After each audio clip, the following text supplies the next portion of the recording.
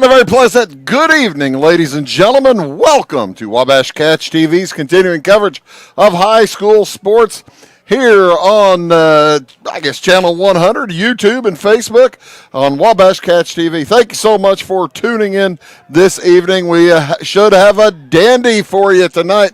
Saturday evening high school football. Boy, I tell you what, it makes you think it's time for the playoffs or something like that, as the Red Hill Salukis travel down from Bridgeport to take on the Fairfield Mules for the first time in 25 years. These two teams, long ago and long time members of the North Egypt Conference, playing for the first time since the year 2000. I'll tell you how long it has been since these two teams have faced each other. Justin Townsend was not the coach at Fairfield the last time these two squads faced each other. He became the coach in 2001. Dan Mings was the coach of the Fairfield Mules when these two teams last played. Of course, Mings, one of the four coaches in 4 years when the Mules went 1-8 each year, from Bob Hadfield to Rick Book to Dan Mings to Justin Townsend, and he started out at 1-8 and picked up a game every year, and they've enjoyed a lot of success over that period of time since then. The coach back then was Bill. Can't believe I can't forgot his name. But the coach at Red Hill right now is Billy Gray. Billy Gray has been there pretty long time himself. It was Bill Evans, the head coach of Red Hill, back when they last played Dan Mings and the Fairfield Mules. Red Hill beat Fairfield back in 2000, by the way, 34-0. Justin Townsend's first year was 2001. This is his 25th year. His overall record is 144-91.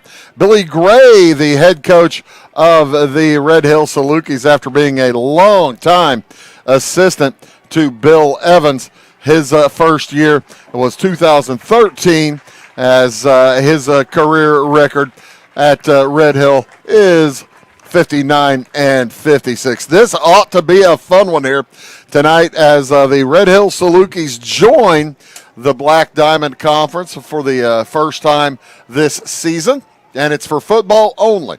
I believe they're playing in the Midland Trails Conference and pretty much everything else, but the Salukis have taken the place of Vienna on the schedule. Vienna, of course, never really got football going. They've tried for 20 years, but they never did get lights at their field, and they are trying to set up a JV set again this year, but who knows when they will be able to get something put together and form a varsity contest. The Mules come in tonight with a record of 1-0, as they knocked off the Edwards County Lions last week, 38-33, and a wild one came down to the final possession, and I believe Fairfield turned away Edwards County with an interception.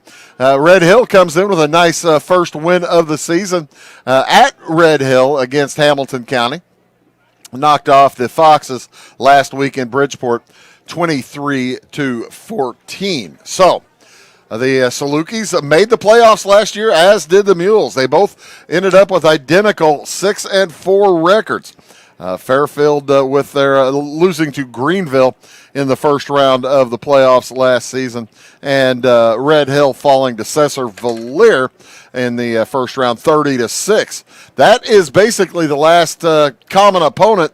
It is last year, as Fairfield lost to Cesar Valier down at Cesar Valier as well, 8-6 against the Red Devils last season. Taking a look at who's returning. Fairfield's starting quarterback, Jude Carter, is back this year. Of course, last season he had a solid year at the quarterback spot, went 29 for 56 for about 300 yards, and then also ran for about 80 yards over the course of his time at quarterback at Fairfield. The band is on the track. They are going to get set to play our national anthem here in just a moment. We will have our national anthem, and then we'll have the kickoff coming up after that as the Salukis get set for the Mules. But first, from the Marching Mules, here is our national anthem.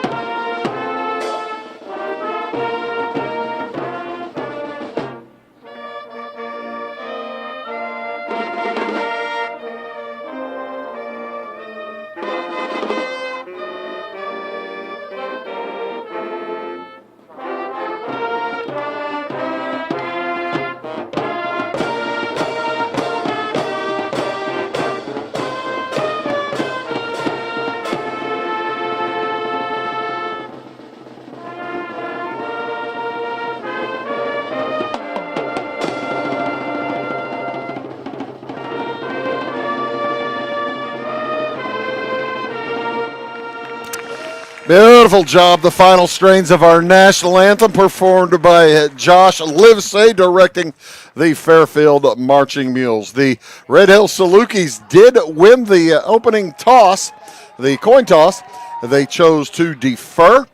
So then they got, of course, they deferred judgment. The Mules, of course, took the ball, and then the Salukis chose to defend the west goal. That means the opening kickoff will be kicked from west to east and right into the eyes of a receiver where the sun will be. It is basically the only time all night long where the sun will be an issue here today and tonight, as the sun will drop over the trees in the west pretty much shortly after kickoff. But here before the kickoff, there will be a sun field as the Mules kickoff returners will be facing a little bit of an eyesight issue.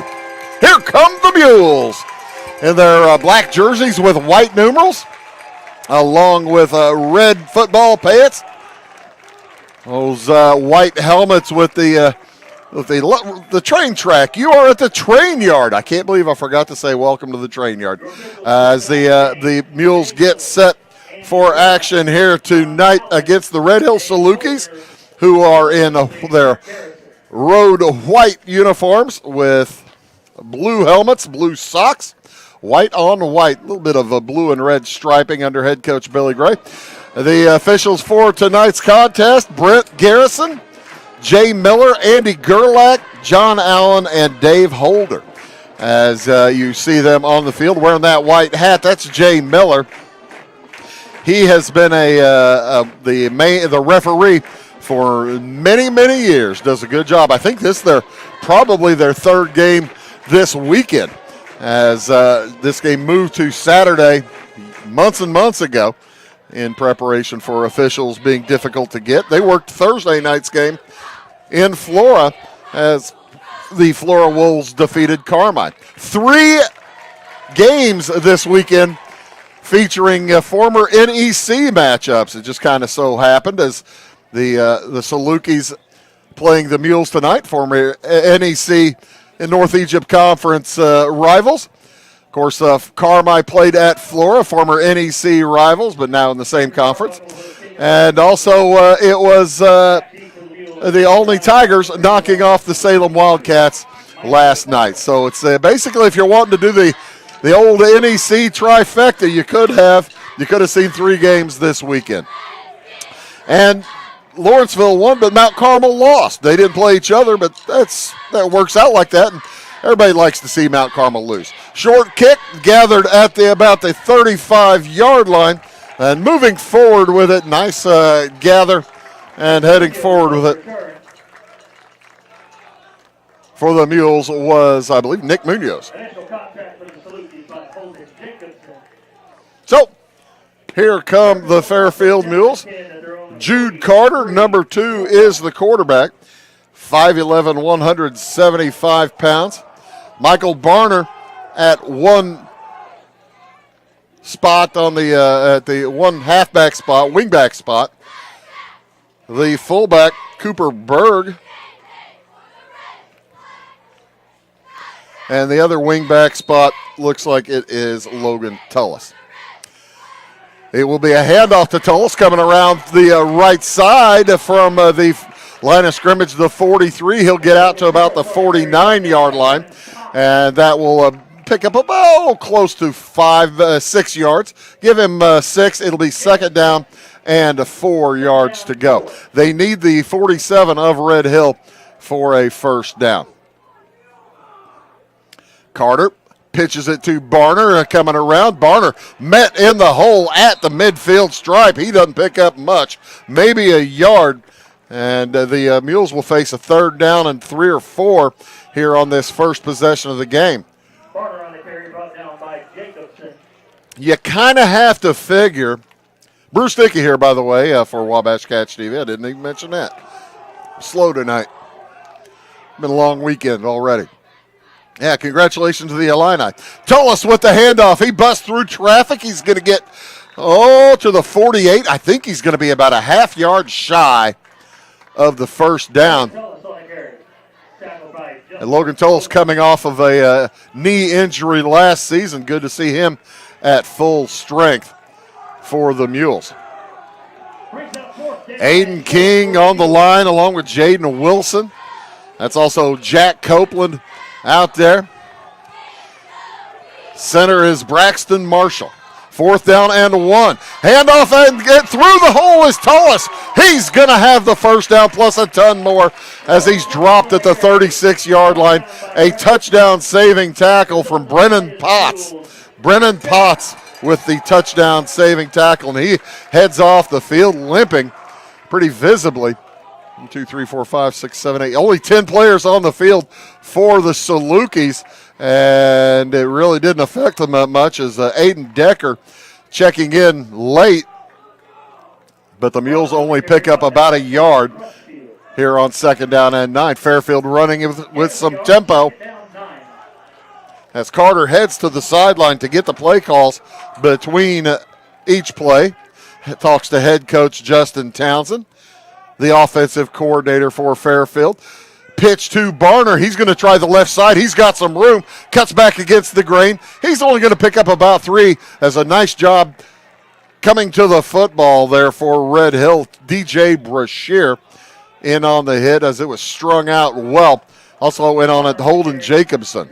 So this can be third and long. Mules have already gone for it on fourth down once, so you got to figure third down and 7. The Mules will most likely make an attempt to go, if they need, to use 2 downs.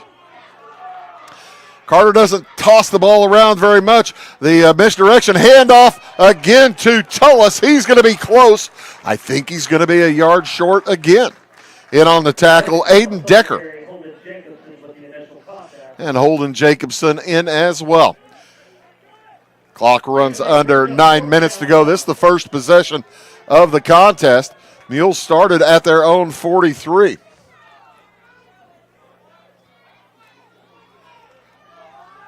Fairfield to the line with a yard to go. 4th and 1. Again to Tullis. Same play. He has the same result as he has it. Busts through traffic. He's down to the 20. And it'll be a first down. Fairfield. Gain of about 6 on the play. Neal's not using up much of that play clock. You get 40 seconds in between plays. Want to keep the Salukis' defensive line on their heels. Cohen Trainer in there along with the big old Trent Benson.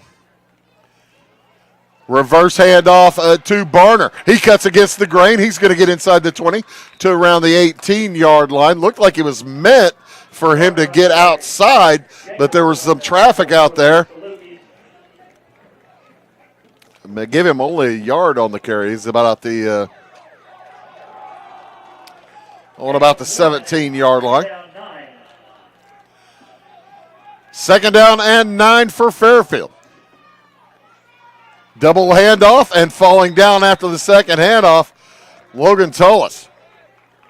As the handoff was to Barner, and then he kind of little toss to Tullis, and Tullis looked like his left leg kind of gave on him a little bit. He goes back to the huddle, grabbing his knee and saying, hey, that wasn't supposed to happen.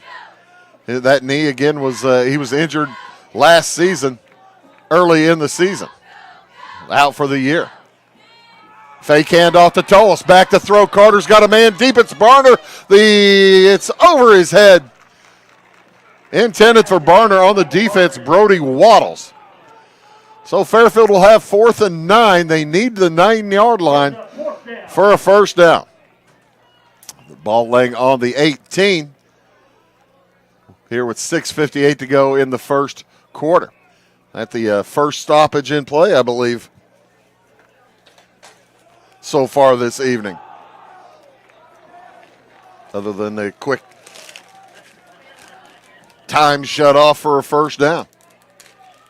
So 4th and 9, what will Fairfield do? Carter rolls to his left. He's going to try to turn the corner. It's not there. Gets a block. He does have the corner, and he's going to be pushed out of bounds inside the 10. Did he make the first down? It's going to be very close. The corner, they set the chains, and he's going to be short. So he gets inside the 10, but not far enough.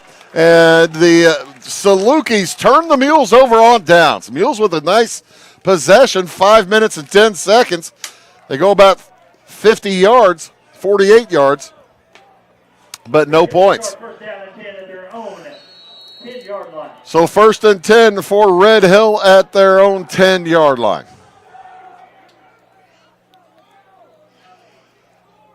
Avery Arbuckle sets them down. He's got a man split to each side. In motion was Colby Crutchfield. Handoff straight up the gut. It goes to Levi McCullough, and he chugs through the Mules defense for a 10 yards and a first down. Give him 12 yards and a first down.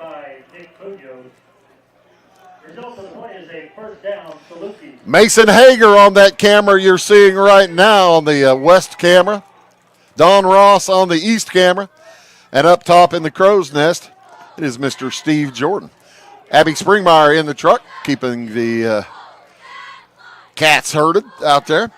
6:20 to go in the first quarter. Man in motion again. Again, a handoff straight up the gut. No room this time for McCullough. Second effort's going to give him about 3. As it looked like the Fairfield was going to be able to stop him in the backfield, but he kept his feet a-chugging and picks up a few. That'll bring up second down and about 7.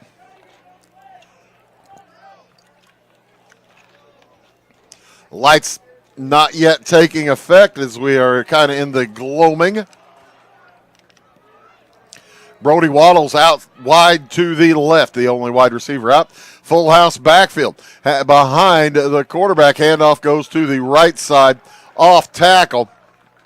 And not a lot of room for Holden Jacobson, but he's going to pick up a couple, maybe 3. He'll bring up third down and 4, long 4. Red Hill needs to get to around the 32 and a half yard line. Football right at the 28. Big play for the Mules defense here early.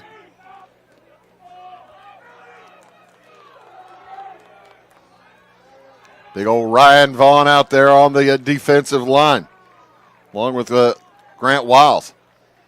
Pitch to the man in motion. That's Colby Crutchfield. He's got the right side turned, and he's got the first down, plus a bunch more. Knocked out of bounds at the 44-yard line. And this drive starting at the 10-yard line for the Salukis, moving along very nicely. They're 2 minutes into it, and they've moved it about 30 yards.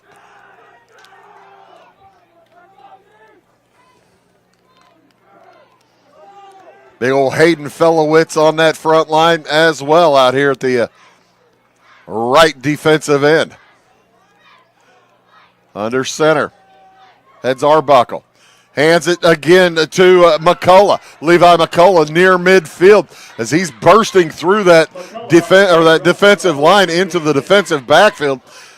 Coming up with the tackle for the Mules was Will Lewis, but the Salukis are chewing up yardage here in this first quarter.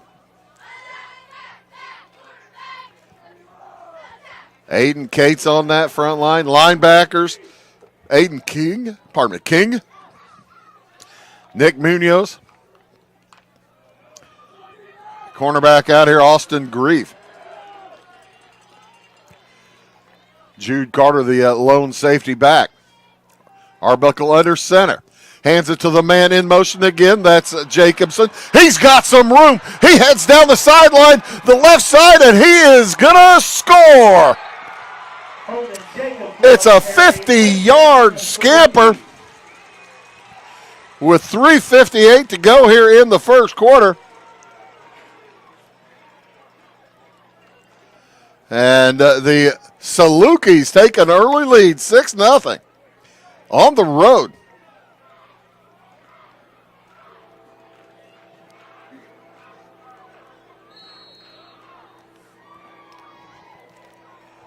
And that's a 2 minutes and 52-second drive, went 90 yards.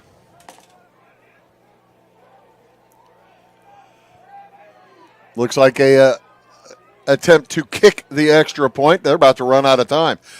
The kick is away. It is no good. So, with 3:58 to go in the first quarter, the Red Hill Salukis jump out on top, 6-0 back after these. Briscoe Surplus Sales on the northeast edge of Flora is your one-stop do-it-all shop. Looking for rugged boots and footwear from great brands like Lacrosse, Rocky, and Carolina? They're there. How about top-notch small engine parts and service? Briscoe Surplus Sales has it. Whether you're wiring your switches or switching your wiring, Briscoe Surplus Sales has the solution and the know-how to help you get the job done right the first time. Briscoe Surplus Sales, your one-stop do-it-all shop. Having car trouble, need a tow, or just some routine maintenance? Butcher Automotive in Louisville has you covered. Locally owned and operated, Butcher Automotive offers complete vehicle repair services along with tire sales and wheel alignment. They're your local Hankook tire and interstate battery dealer. Butcher Automotive offers free local pickup and delivery so your car can be repaired while you're at work or at home. Butcher strives to treat everyone's vehicle as their own. At Butcher Automotive, they don't want you to give them your business, they want to earn it. That's why it's named the Train Yard, ladies and gentlemen. As the choo-choo train comes heading through the south side of the field. And it's full of shipping containers, apparently. So set to kick it away again, Avery Arbuckle, another pooch. Grabbed by Munoz again at the 35, comes straight up the gut, going to get dropped at the 43 again. So basically the same starting place for Fairfield as it was their first time they had the ball when the drive was stopped down at the 10-yard line. 3 minutes, 54 seconds to go here in the first quarter.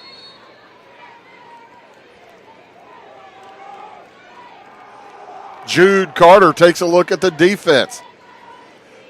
Handoff goes to Michael Barner. He's hitting the hole. Picked up about a yard, got to the 44, but he was hit and driven backward roughly. Nice job in there by Dalton Livesay.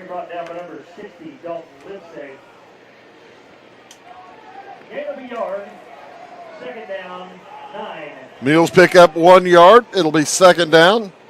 9 yards to go, their second possession of the contest.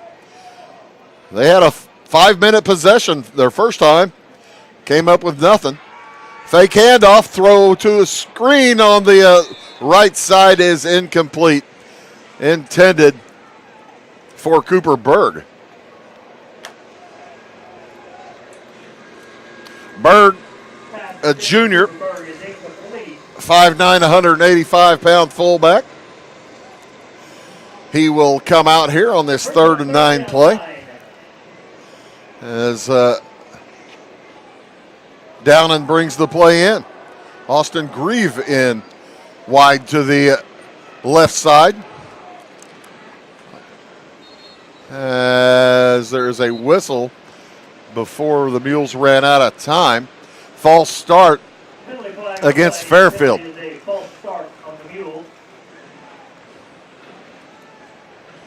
And I'm not sure that Coach Townsend agrees.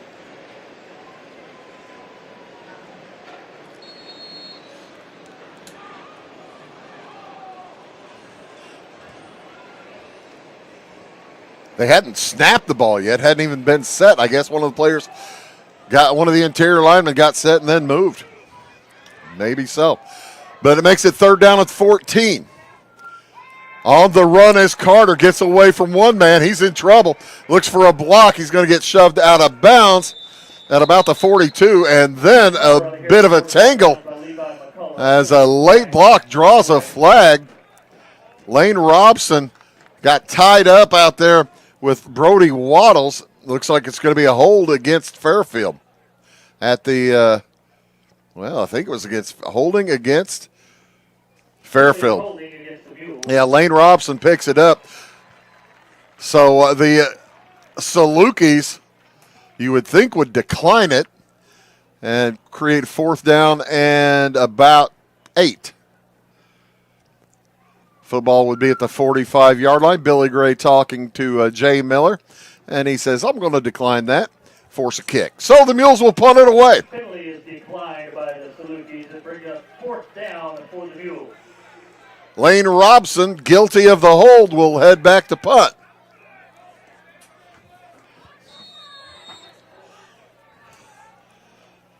Back deep for the Salukis is Brody Waddles. Robson gets it away. Some good rush. Good punt. Back to the 23. The first man is avoided. Nice job by Waddles. He's going to get out to around the 35-yard line. A return of around 12 or 13 yards. And with 2:57, that is where the Salukis will set up their own 35. Brought down by Aiden Cates. Red Hill will start 1st and 10 at their own 35-yard line. I'll give you some scores over the evening if you haven't been paying much attention to high school football this weekend. Lots of games last night. A couple of games going on tonight. High school football of interest as well. We'll talk about those over the course of the evening. The man in motion is Crutchfield. He gets the pitch, and he's going to get around the right side, picks up about 6. Colby Crutchfield on the carry, knocked out of bounds by Keegan Downen. That offensive style is kind of what Red Hill has run for years and years and years and years and years. Billy Gray, back in the 90s, an outstanding quarterback, mobile quarterback. I think he started for like 6 years at Red Hill. He was a fine quarterback, running quarterback, and they would set guys in motion, and off they would go. 2nd down and 4 at the 41. Handoff to the 3rd man through. That's Holden Jacobson. He's going to pick up about 3. We'll bring up a 3rd down and give them 1.5. Salukis need the 45-yard line. You can see there on the shot.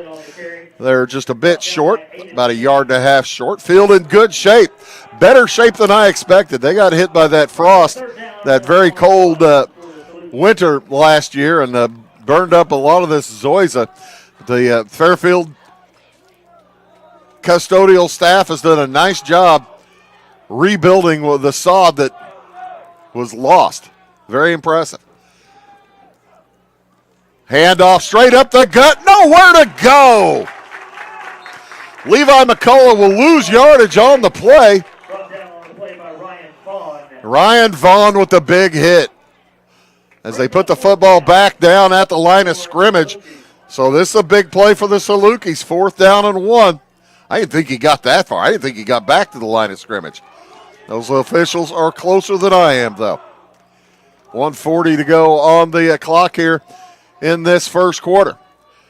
Each team has gone for it on fourth down numerous times already.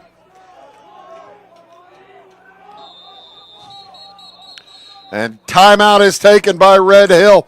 We will take it as, I think timeout's taken by Red Hill. It sure is. We'll take it as well. 1:26 to go. 4th and 1. Back after these. This is Christy inviting you to wrap yourself in lasting luxury at Carnaby Square. We specialize in one-on-one customer service, high quality, head-turning, on-trend fashions, footwear, accessories, and a complete line of Brighton leather goods and jewelry. If you want to nix fast fashion and invest in a true to size, ethically manufactured wardrobe that you'll wear for years, it's time to treat yourself at Carnaby Square in downtown Fairfield.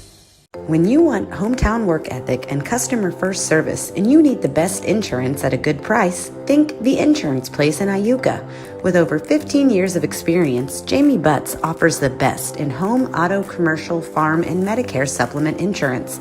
The Insurance Place handles a variety of companies and provides the flexibility that only an independent agent can deliver.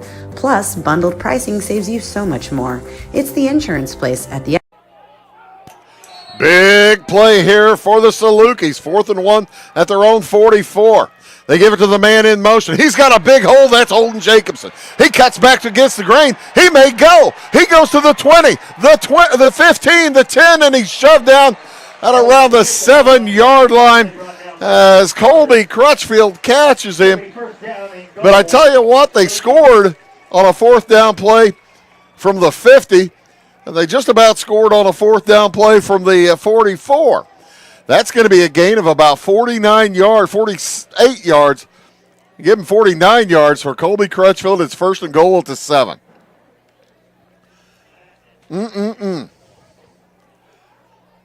Salukis quickly out of the huddle. Straight eye, all three of them behind the quarterback, Arbuckle. Handoff goes to Crutchfield, Colby Crutchfield. He was stopped well short of the 5-yard line, so maybe got back to the line of scrimmage, but didn't get much more than that. 2nd and goal for the Salukis late here in the first quarter. Mules trying to avoid going down by 2 scores. They trail 6-0. It's the Salukis' second possession of the game. Handoff on the option play. The keeper, and it's a touchdown. 7-yard scamper for Avery Arbuckle. With 15 seconds to go in the first, and the Salukis go up by 12.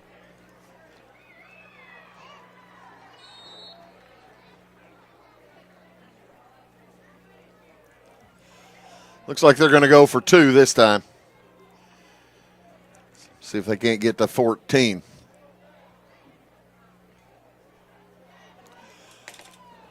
Only one back behind Arbuckle for this one.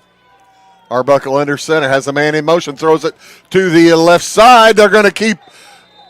It was caught, but not getting into the end zone. The pass will fail. Nice catch by Brody Waddles, but good defense by the Mules to keep him out. So, 15 seconds to go in the quarter. Red Hill leads at 12-0. Back after this.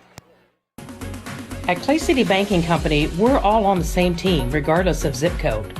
At home, work, school, or across the country, you can be part of our team with our cutting-edge mobile banking products. From your hand, you can check balances, transfer money, make deposits, and pay bills. Looking for a loan? We've got you covered with our mortgage, agriculture, commercial, and consumer loans. Join our team today. Clay City, Flora, Louisville, and Fairfield Banking Companies. We're the hometown banks, member FDIC, and equal housing lender. For service beyond the surface, call Carter Trucking in Fairfield. Carter's trucks are ready to haul your big freight and grain. So whatever you call Jeremy Carter, the Mucho Mulcho Man, the driveway doctor, the gravel guru, the pothole pirate, the rockin' redneck, the smooth operator, the mudhole master, or the happy hauler, just call him. 842-2022 to haul your big freight, grain, and more with trucks from Carter Trucking, Williamson Drive in Fairfield. Mules sideline trying to get fired up as they're down 2 scores through almost 1 quarter of play. 12-0 the lead for Red Hill. The pooch kick again from Arbuckle, gathered at the 35-yard line and shoved roughly to the ground is Grant Odie. But he gets out to about the 42, and that's where the Mules will start out their 3rd drive of the game. On the tackle, Fairfield will have the ball 1st and 10 at their own 43-yard line. That was a 65-yard drive for Red Hill, taking about 2 minutes and 45 seconds. Mules start out here at their own 43 again. Handoff straight up the gut, picking up 5 or give him 4 anyway, is Cooper Berg. That'll do it for the first quarter. The Salukis on top, 12-0. Mules looking for an answer. Back after these. My grandfather, Carol Rush, opened Rush Appliance in October of 1949.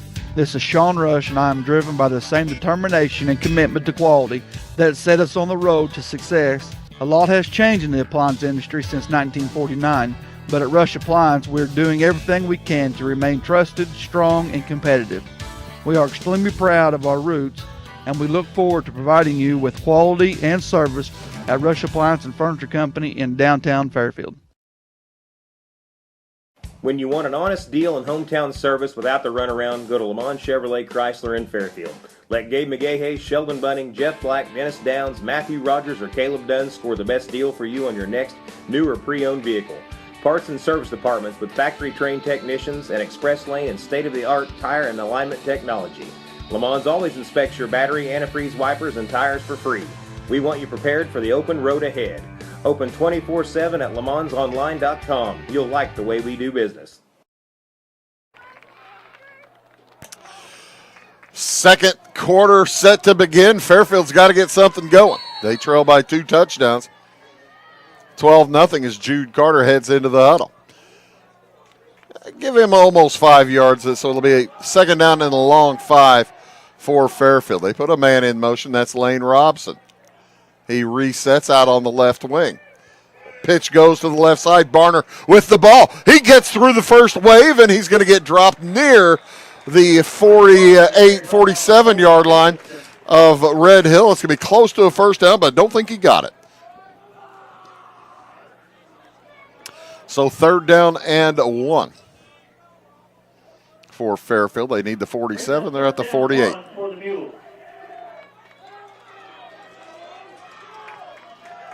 Handoff straight up the gut. It's going to be Munoz, or pardon me, it's Cooper Berg. He's still chugging, and he's inside the 40, or to the 40-yard line, and that's going to leave a 1st down for Fairfield. Cooper Berg on the run.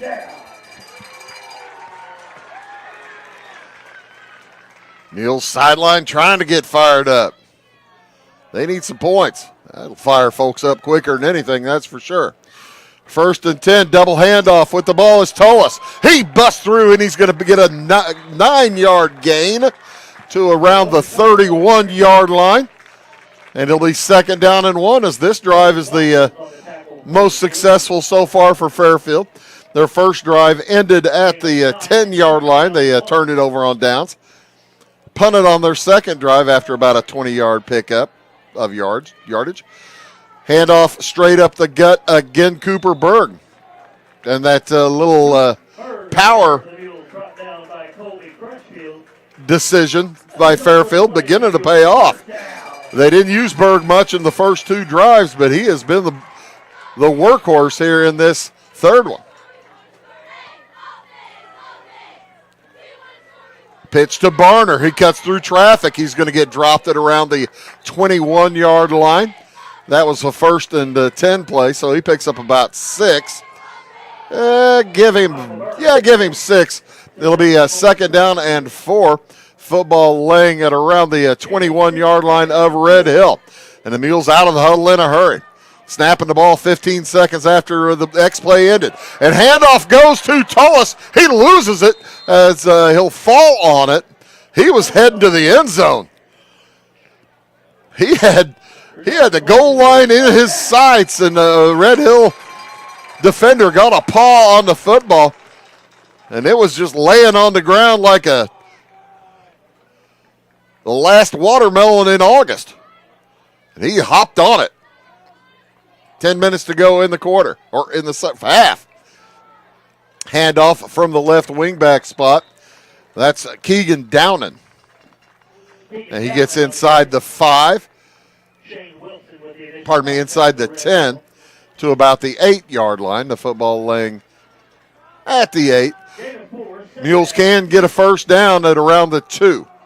So that was a pickup of about 4. The team in black looking for their first points of the evening. Under center goes Carter. Double handoff. Tullis again. He busts through. He's going to get down to around the 5. Maybe just inside the 5 to about the 4-yard line, as this has been a methodical drive downfield for Fairfield.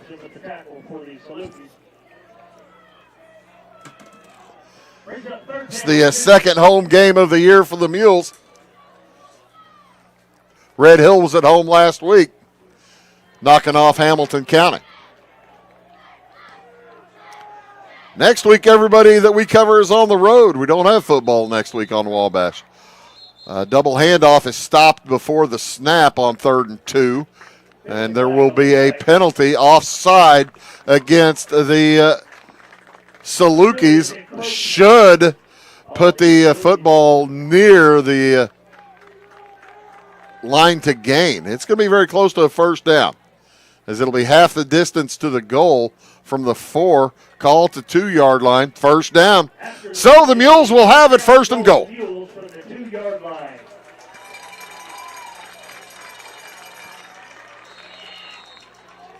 Carter in from the sideline. Encroachment to call.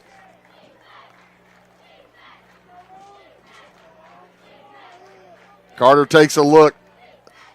Handoff to Cooper Berg. He is stopped short and shoved backward. Nice job on the tackle by Shane Wilson, finishing him off. But he didn't pick up anything. Lost a yard on that one. So second and goal from the 3-yard line for Fairfield. Appreciate you folks tuning in from Evansville and Newburgh tonight. Hope you're enjoying Mules football.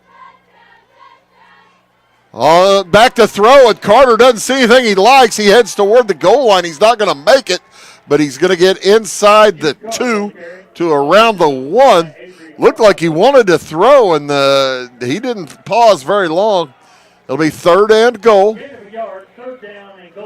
at the 2.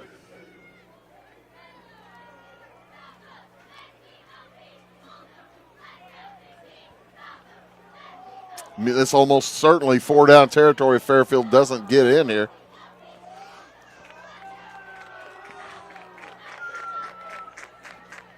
Carter, double handoff to Michael Barner, and he's in for the touchdown. 2-yard plunge, Michael Barner.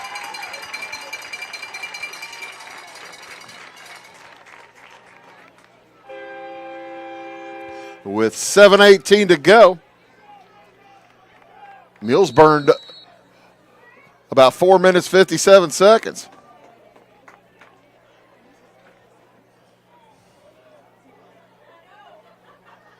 And a 57-yard drive. What will they do for the extra point? They're going to go for 2, you know that. Barner, the deep back. And they pitch it, or they hand it off to Tullis. He goes nowhere. So Fairfield gets on the board with 7:18 to go in the first half. They trail Red Hill 12-6 back after this. Going beyond the expected. It's what they do at Pekin Insurance, and it's been their way of doing business since 1921. It's service that goes the extra mile, and product that provides the flexibility to meet all of today's insurance needs and tomorrow's as well. Stop by and see the agents at North Wayne Insurance Agency in downtown Flora and Sisney. They will provide the financial protection and peace of mind that you need and deserve. North Wayne Insurance in Pekin, beyond the expected.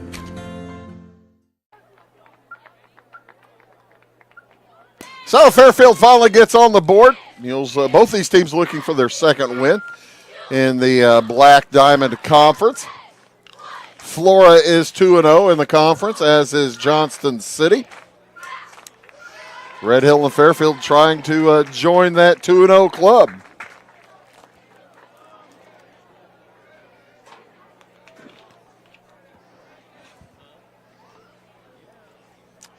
Let's see. Is anybody else 2-0? Cesar Valier is 1-1. Edwards County and El Dorado playing tonight, trying to get their first wins. No, it'd be El Dorado trying to get their second win. Ball gathered at the 30 and finally had fallen on at the 30. Wise move for the Red Hill Salukis, as Brody Waddles couldn't pick it up cleanly. And instead of messing around and trying to pick it up and run, he says, hold everything, I'll just take a knee. So with 7:16 to go in the first half, Fairfield takes a timeout. We'll take it as well. It is Red Hill 12, Fairfield 6. Back after these. Florida Savings Bank, we make loans to all types of businesses. We can do it all. We've always been known for home loans, but now we do offer fixed rates and home equity lines of credit. I like doing mortgage loans, especially the first-time home buyers that have never owned their own house before. Get to see the excitement on their face when it's all said and done and they actually own their own house. There's so much I like about the bank. Community-minded, great products, great services. Just a great place to bank. It is all things new at Zimdar's Heating, Air Conditioning, and Appliance Repair. We have a new line of heating and cooling equipment and new technicians. Our new equipment line offers 24 months free financing and excellent warranty coverage. Our experienced service technicians can provide you with quality service and repairs on all brands of HVAC equipment. Zimdar's has been serving Clay County and the surrounding areas for over 23 years. The employees of Zimdar's are here to help, so call local and call Zimdar's. Welcome back to Fairfield. Mules taking a timeout before they set up their defense. They have yet to stop Red Hill, and they are looking to do so. Man in motion gets the handoff. That's Holden Jacobson, and he is going to get dropped after about a 2-yard gain.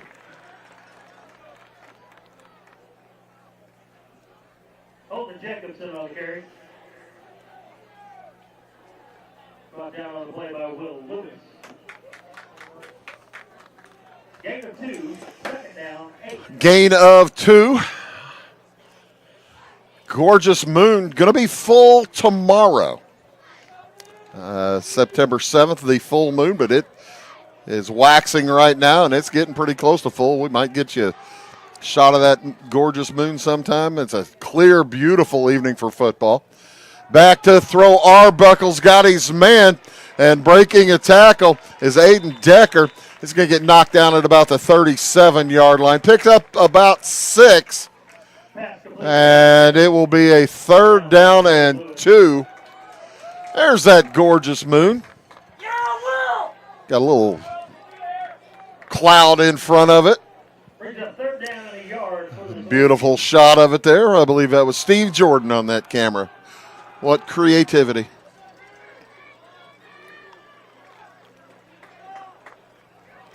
So here come the Salukis on 3rd and 1. A long one. Full house backfield. Handoff goes to the 3rd man. That's Holden Jacobson, and he's going to pick up about 3 or 4. It will bring up a 1st down. As the Salukis get the line to gain plus about 3. 1st and 10 at their own 43-yard line. 5.5 to go with the Salukis holding a 6-point lead, and you know that Coach Billy Gray would just dearly love to burn the rest of this half out. A very quick-paced, knock wood, first half. Under center goes Avery Arbuckle. puts Jacobson in motion. He's back to throw, and he's in trouble. Tries to get out of it, and he's not going to get back to the line of scrimmage. That he is shoved roughly down by a host of Fairfield Mules. Aiden King on that. Looked like Brock Hoke helping out. Hayden Fellowitz. So second down and 10. I guess they gave him back to the line of scrimmage. Okay. Mules do have 2 timeouts remaining, as do the Salukis. They set a man in motion, handoff off to Jacobson. He's got a lot of room on the left side. He cuts back against the grain. He's still on his feet, and he's going to get across the 50 to about the 40-yard line of Fairfield. A pickup of 16 on the play. Give him 17 on the carry, and it'll be a 1st and 10 for Red Hill with 4:20 to go here in this first half. Mules defense is bending. They're hoping not to break. Donnie Lyons, the defensive coordinator for Fairfield, giving the signals to his squad. Billy Gray giving the offensive signals to his squad, and a flag is thrown. Mules moved. Were they forced? Yep, they were encouraged to move by the movement of a Red Hill Saluki. And that'll be a false start against Fairfield. That's a break for the Mules. So 1st and 15 with under 4 minutes to go. It's a good officiating crew, like I was talking about before. Many, many, many years of experience.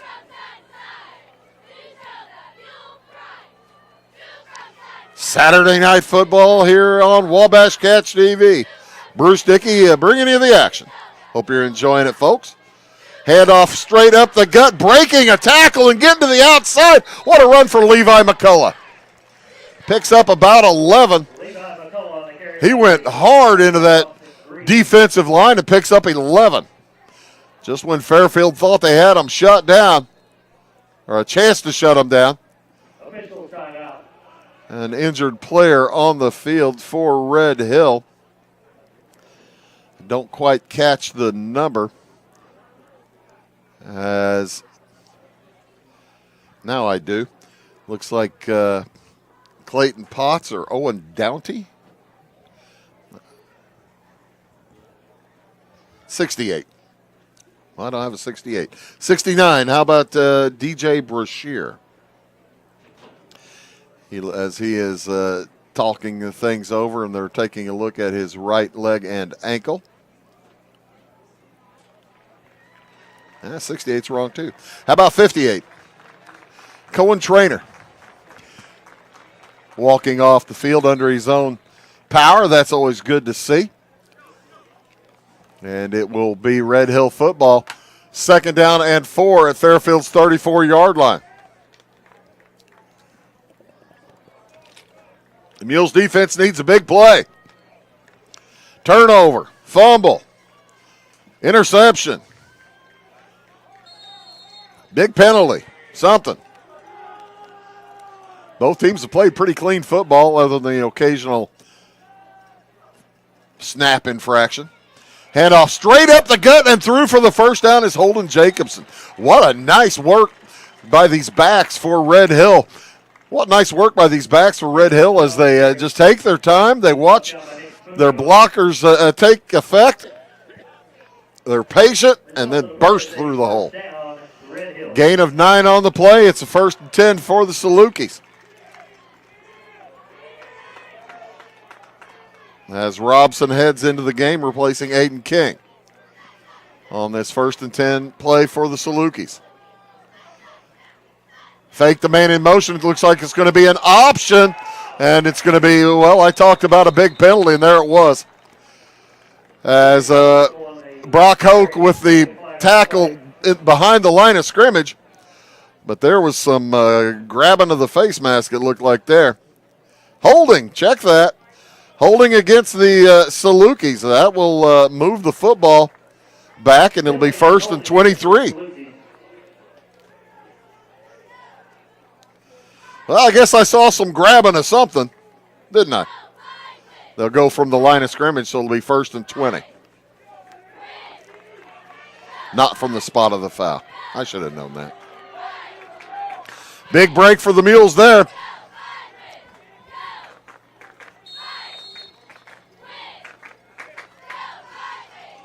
They need to stop. Red Hill will get the football and start things off in the second half. Pitch goes to Holden Jacobson, the man in motion. He breaks a tackle, drags players with him, drags Lane Robson with him for about 4 yards for his brought down. Gain on the play of around 6. So second down and around 13. You got to figure that Red Hill would go for it if they get into a 4th down situation here in this area. They have attempted a place kick earlier. It did not go well. And kind of looked like you wouldn't want to try that again. Clock is moving. 2:15 to go in the first half. Only 8 seconds to go on the play clock as Saluki sprint to the line. Second down and 13. Fake handoff straight up the gut, and on the keeper, Arbuckle gets drilled and pushed backwards. Great job on the tackle there by Will Lewis. Timeout is taken by Fairfield with 1:54 to go. We're looking at a 3rd down and 13. We'll take it as well. It's 12-6 Red Hill. Back after these. When a Fairfield fire truck needs a repair, Cam's there to keep things rolling. And as part of the volunteer fire department, Justin's looking out for Cam and all of Fairfield. Everyone supports each other, and Wayne White Electric Cooperative supports them all with safe, reliable power for every one of our members. It's why REMCs exist, and together, it all works. Since 2004, Ed Lewis Trucking has been moving America forward. Family-owned and built on values that matter. Reliability, hard work, and service you can count on. From dry van freight to dump and hopper bottoms, plus top-tier truck maintenance in their state-of-the-art shop that's open to all truckers, not just their own fleet. They're growing stronger, expanding with their recent acquisition of McKinney Trucking, but never losing sight of what drives them. It's Ed Lewis Trucking, family-driven, service-proven. Call Ed Lewis Trucking at 618-686-3555. We'll stick around at the half. Watch the Marching Mules as they're putting on the show, the Rock and Roll Halftime of Champions. The Marching Mules here in about 1 minute and 54 seconds. 3rd down and 13, the handoff to Holden Jacobson. He's still on his feet, and now he's dropped at around, well, never did get dropped. Whistle is blown. It'll be 4th and long. Fairfield will take their final timeout of the first half with 1:46 to go. I'll keep it right here. As with 1:46, the coach Justin Townsend trying to conserve time, see if they can't get a bust something loose if they do take over the football here late in the half. As Fairfield trying to catch up on possessions, as I mentioned to you, it will be Red Hill football to start things off in the second half. Mules took the opening kickoff, drove from their own 43 to the Red Hill 10 before turning it over on downs. They needed the 9, did not quite get there on that first possession. Red Hill turned it around then. Went on a 90-yard drive in 2 minutes and 52 seconds. Holden Jacobson on a 50-yard scamper. I believe that was on 4th down. The kick attempt failed, and then that's when the Salukis took a 6-0 lead. They lead now 12-6. They had a 12-point lead for a little bit. Big play for the Salukis and for the Mules defense. Back to throw is Arbuckle. He is in some trouble, and he's going to get dropped. Fairfield knocks him down at the 26. That's where the Mules will have it. They take over on downs with 1:39 to go. By a host of Mule defenders. Fairfield's going to take over 1st down and 10. It was about a 5-minute possession, almost 6-minute possession for Red Hill. And like I told you, I figured Billy Gray probably be pretty happy if they burned the rest of the first half. They got pretty close. Red Hill calls their second timeout with 1:39 to go. We'll take it as well back after this word. If you're looking for a loan for your brand new home, call Clay County State Bank. If you want to transfer money so your future will look sunny, call Clay County State Bank. We got checking and savings and bill pay too. An online bank, just ask our crew. For all your banking needs, we think you will agree. Clay County State Bank is the place you need to be. Clay County State Bank.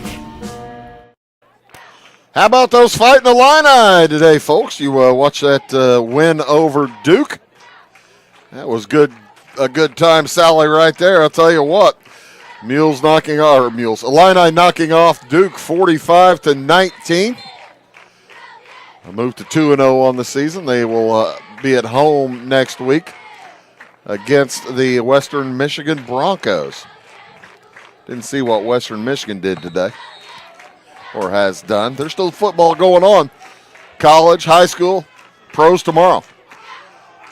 Back to throw. It's a screen. It's over the head. And boy, oh boy, Cooper Berg had a ton of room.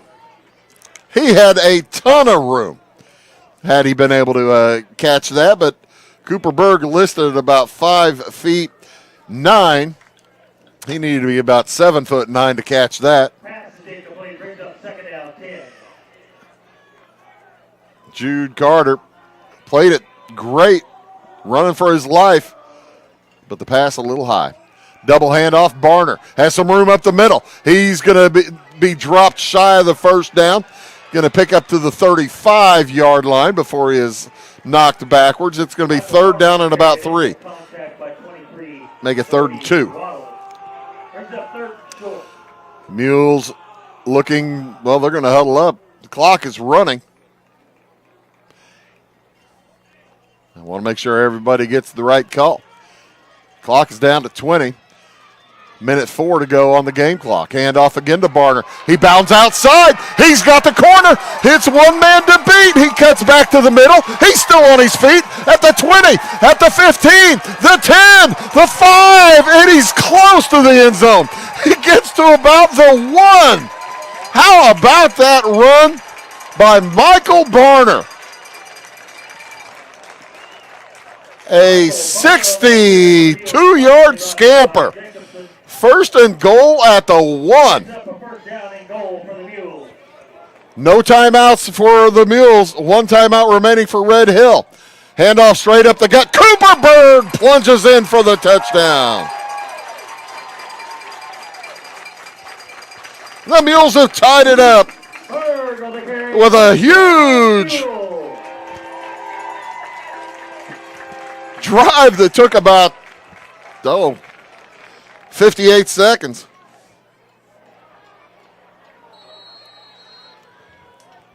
And they will attempt the 2-point extra point, 74 yards in 58 seconds. The Mules will try to take the lead. How about that? On the big play, a 62-yard scamper by that man right there, Michael Barner. And Fairfield takes the lead, 14-12 with 41 seconds to go. Mules lead it. We'll be back after this for the kickoff. Tomorrow, some fear the uncertainty it brings. Some trust the promise it holds. At Grinnell Mutual, we are always looking forward to tomorrow, growing and innovating. So even if the plans you have for the future aren't the same as the plans that the future holds for you, you can be ready. Because we'll be ready, like we have been for over 100 years. Trust in that. Trust in tomorrow. Talk to your mutual agent today. Your local agent is on the square. Louisville, Clay County Farmers Mutual Insurance. Fairfield takes a 14-12 lead. How about that? They're out of timeouts. Who needs timeouts if you got somebody who's going to run 60 yards downfield for you? So with 41 seconds to go and 1 timeout, see what the Salukis will try to do. Probably depends a lot on where they end up starting from, as Nick Munoz set to kick it away. 5'10" senior fullback. And what a boost of energy to this crowd. It's gathered at the 40-yard line by the big man, and coming around with it, Levi McCullough's going to get out to near midfield, but he gets up limping. He is a little banged up, but we'll head back to the huddle. Number 38, Braxton Gallagher. Braxton Gallagher on the tackle. It'll be 1st and 10 for Red Hill at their own 48. They do have one timeout remaining.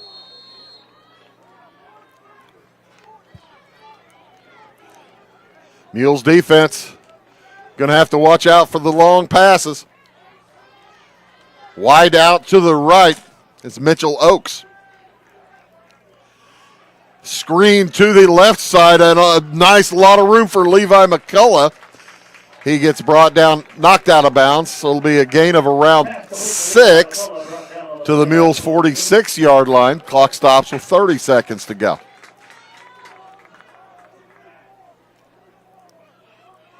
Fairfield wants to make sure they'd love to get a stop inbounds. Force Red Hill to use their last timeout. They do have one remaining. Mules are out of timeouts. They lead by 2, 14-12. It's been a dandy. In motion is Jacobson. He gets the handoff, bounces to the inside, and he's only going to pick up about a yard before he's driven backward by Lane Robson along with Cohen Trainer. And Nick Munoz in on the hit.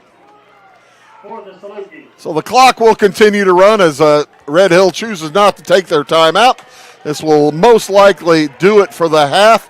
Will they snap it with 4 seconds to go? They will take their timeout with 1.3 seconds to go on the clock. Red Hill takes their final timeout. We'll take it as well. Back after this word. My name is Robin Stanford. I own Stanford Marketing. It's a promotional products business along with an embroidery business. And we do custom hats, t-shirts, anything, you name it, we can make it. People like that we do stuff in-house and we can actually make things here and that we're not contracting the work out to other places. We never say no. We always try to find a way to do it. If anybody can do it, we can do it. We are hardworking women, that is for sure. Come to Stanford Marketing in Flora for all your custom and promotional needs. So can Billy Gray and the Red Hill Salukis find lightning in a bottle? The Mules going to try to avoid that as Coach Lyons exhorting his troops to give full effort here on this final play of the first half. 1.3 seconds remaining. I don't know why he let 25 seconds go off the clock, but that's what they did. Fairfield will take it. Into the shotgun goes Arbuckle. He's got to run for his life. He's hit as he throws. It is caught. It'll be a pickup of around 16, but that will do it. The catch made by Leighton Moore, but the Mules with a big second quarter come out, take the lead heading into the halftime. They lead by a score of 14-12. I'm looking for the band. Where are they going to come from? There they are over there. We will take a quick break while the band gets set up. We'll be back here at Fairfield after these.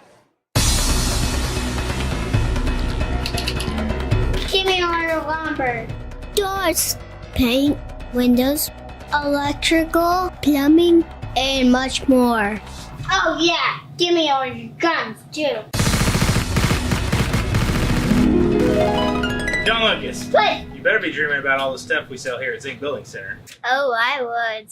Zink Building Center in Louisville on Route 45. It's a cool place. At Clay County Hospital, we are dedicated to providing quality care for you and your family.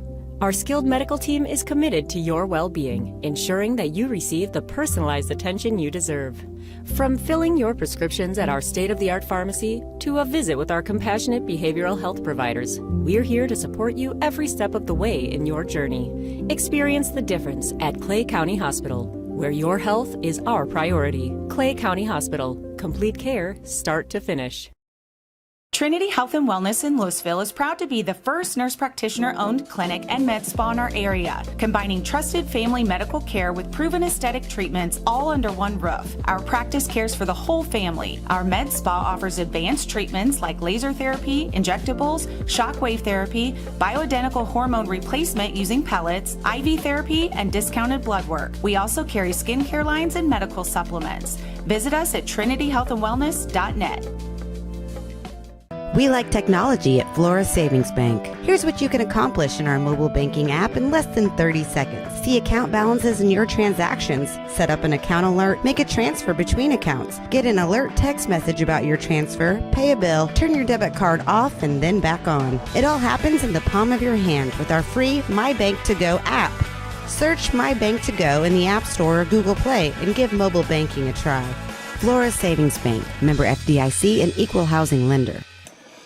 Marching Mules getting set up, just about ready to go as the football Mules have the lead into the halftime, 14-12. I'll give you the scoring here in just a moment. There's Josh Livesay.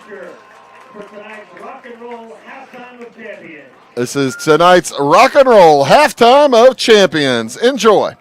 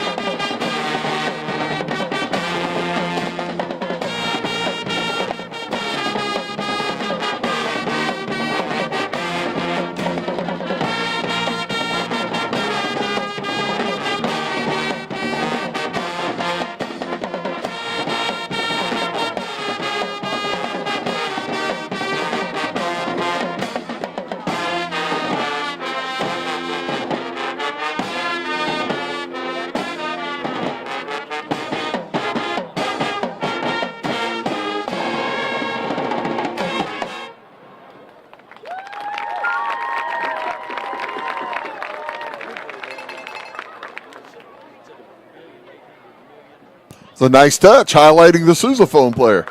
How about that? Marching Mules continue.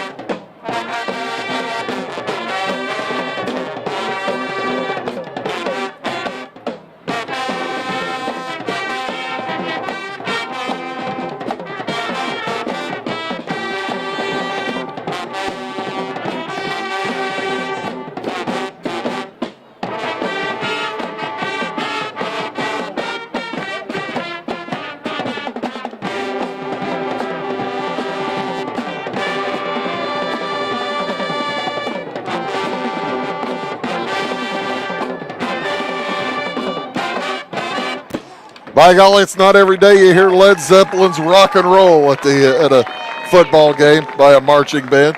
But no, no, I don't. Do you have any?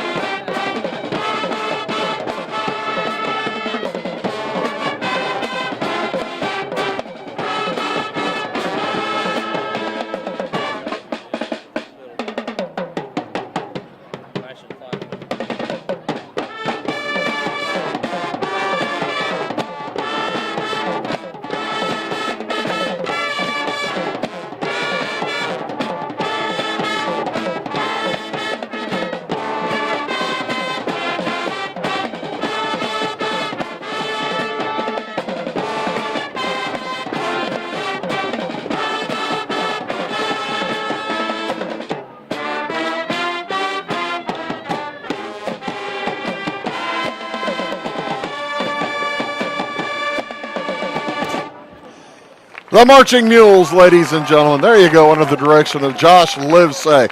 Here at the half, Fairfield leads Red Hill 14-12. We'll be back with halftime scores and all kinds of things for you after these words.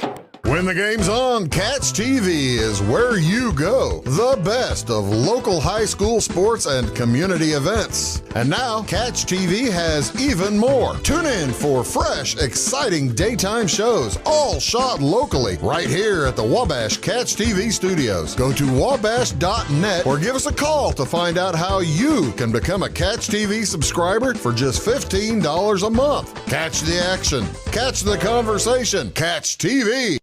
Briscoe Surplus Sales on the northeast edge of Flora is your one-stop do-it-all shop. Looking for rugged boots and footwear from great brands like Lacrosse, Rocky, and Carolina? They're there. How about top-notch small engine parts and service? Briscoe Surplus Sales has it. Whether you're wiring your switches or switching your wiring, Briscoe Surplus Sales has the solution and the know-how to help you get the job done right the first time. Briscoe Surplus Sales, your one-stop do-it-all shop.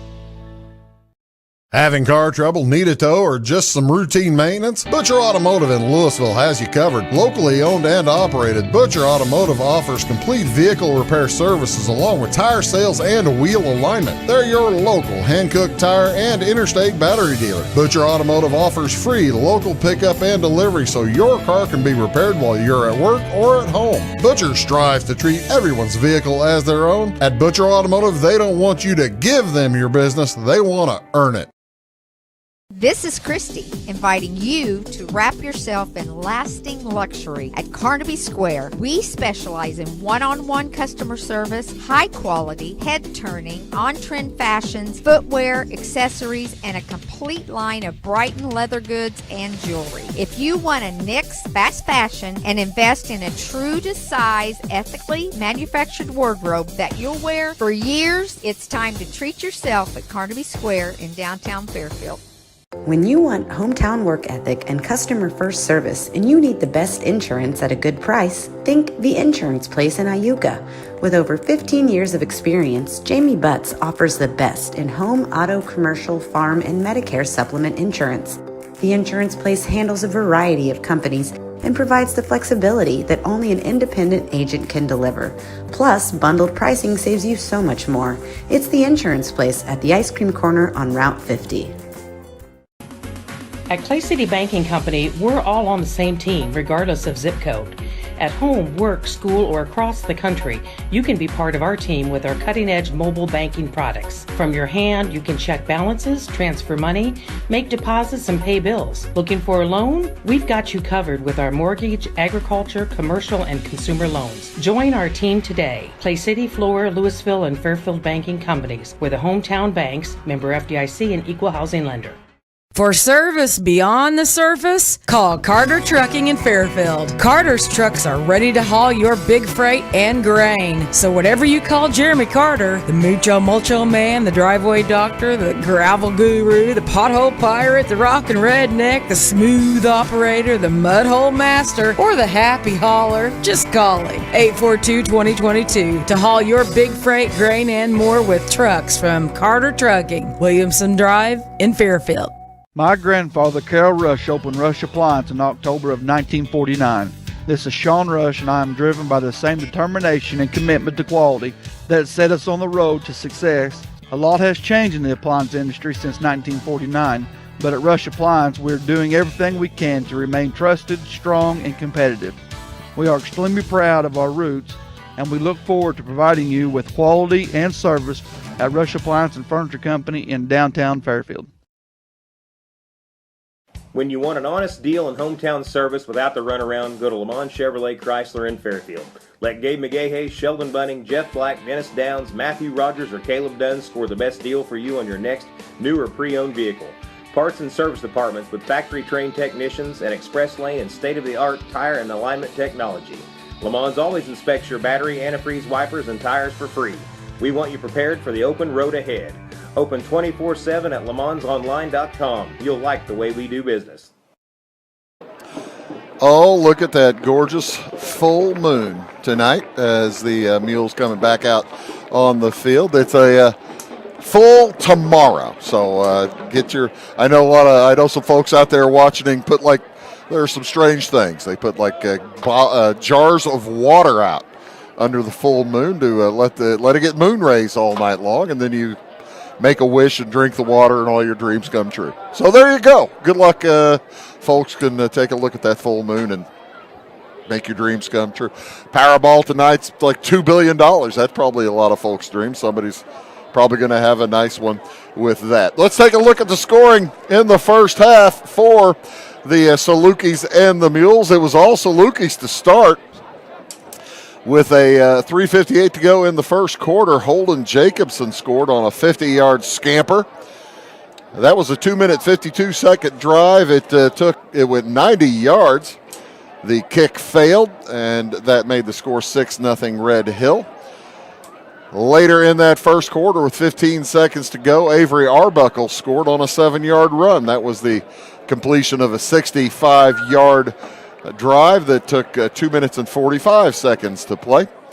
The pass failed, and the pass for the extra point failed. That made it 12-0 Red Hill heading into the second quarter. Michael Barner opened the scoring for Fairfield with 7:18 to go in the second. 2-yard plunge on that was completing a 4 minutes and 57 yard time drive, 57 yards. Had the 57 in there twice. The run failed. That made it 12-6. And then finally, Cooper Berg on a 1-yard plunge with 42 seconds to go in the first half. That completed a 58-second drive of 74 yards. The big play being a 62-yard run by Michael Barner. He was stopped at the 1-yard line. Great run, though, through traffic, back and forth. And he also scored the extra point, 2-point conversion. Michael Barner on a run for it. That made the halftime score 14-12. One other halftime score to give you as we gather so far tonight down, I think this is in Edwards County. The Edwards County Lions lead the El Dorado Eagles at the half 6-0. So go Lions. We're all for you there. That with the rest of the scoring in the Black Diamond Conference, I'll tell you a little bit about what else happened last night and this weekend. Flora knocked off Carmi on Thursday night, 20-14. It was Johnston City over CZR 45-13. And I thought I had the other one written down, and I cannot find it. If I do, I'll mention it to you. A few other scores from around the area. There it is. Cecil beat Hamilton County 34-14 from last night. Casey Westfield with a nice win over Tuscola, 20-16. Altoff over Highland, 42-26.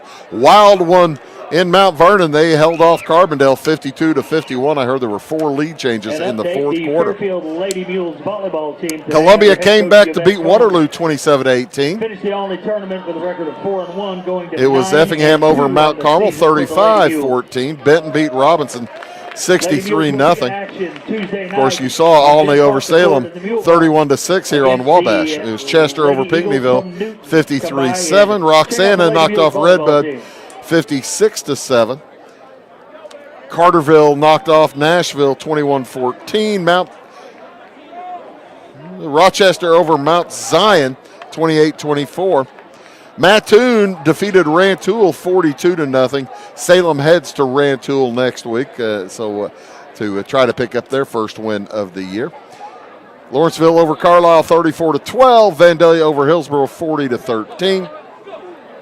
It was West Frankfort over Heron 46-14. DuQuoin crushed Harrisburg 41-0. And over the Battle of the Breezes, Breeze Central over Mater Dei 46-0. Of course, the fun game this afternoon, as you see the big crowd out there in the end zone. Look at that crowd. Everybody having some fun. Look, they get to play football and have fun out there. They don't put fencing up like they do at some places. Everybody able to have fun out there. The Illini won today at Duke. Big win for Illinois at Duke. It was 45-19. Some other college football scores of interest of games continuing on right now. Where's that Oklahoma game? That's the one I want to see the score of. Michigan is at Oklahoma, and Oklahoma leads at the half 14-0. USC leads Georgia Southern 31-13. We're just about ready to go here. Fairfield will kick it off to begin the second half. As set to put foot to football is Munoz. That's a deep one. That's going to get all the way to the end zone, and it'll be a touchback. Holy moly, where have they been hiding that leg? They pooched it a couple of times. You put a team back, you put a high school team back at their 20-yard line. That makes life very difficult. So, and then that ball almost died inside the 5. And that would have made life very difficult as well for Red Hills. But the Salukis will start out at their own 20-yard line. Avery Arbuckle, the quarterback for the Salukis, he's been handing the ball off. They've had some good runs from Jacobson, Crutchfield, as well as Levi McCullough. Those are the 3 backs behind him right now. McCullough, the fullback. The handoff goes to the second man. I believe that was Holden Jacobson. Yep. Holden Jacobson, the running back, middle linebacker. He is a senior. Picks up about 3. Will bring up second down and 7. Brought down by a Baron of Mules. Numerous mules knocking him down. Ryan Vaughn, along with help from his friends. Second down and 7. Mules with a 2-point lead. It's just the start of the third quarter here in Fairfield. Handoff again to the tailback. That is Crutchfield, and he is brought down after a gain of about 2. On the carry, tripped up by Keegan Downen. Keegan Downen gets the tackle. Mules defense trying to hold them back here inside the 30-yard line, force a punt. It'll be third down and a good solid 4. That big front line for the Mules asked to make the stop. Aiden King out there along with Jaden Wilson, Ryan Vaughn, Lane Robson, Brock Hope in that front five. Reverse handoff goes to Jacobson. He's going to get out near the line to gain, but I think he's going to be dropped short. Picks up about 3, make it 2, and it'll bring up a 4th down and 2. What will Billy Gray do inside his own 30-yard line? Have not yet seen the Salukis punt.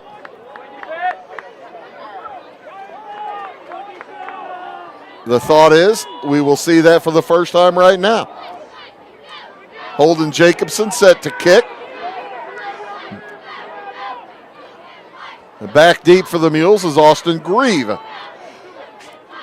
Good snap. The boot is away, very short. Hits hit nobody. I thought it might have hit Mitchell Oakes, but it did not. The Salukis will down it at the 47-yard line of Fairfield. Mules will start in great field position again. They have certainly dominated the field position game here tonight. 47-yard line with 9:40 to go in the third quarter. Fairfield would dearly love to march downfield, get a third touchdown here in this game, and see if they can't go up by 2 scores. They lead by 2, 14-12. Jude Carter, the quarterback. Tullis and Barner, the wings. Handoff goes to Tullis, and he picks up about a yard before a nice open field tackle by Holden Jacobson. Brought down by Holden Jacobson. Gain of a yard, 2nd down, 9. Puts the football at the 48-yard line.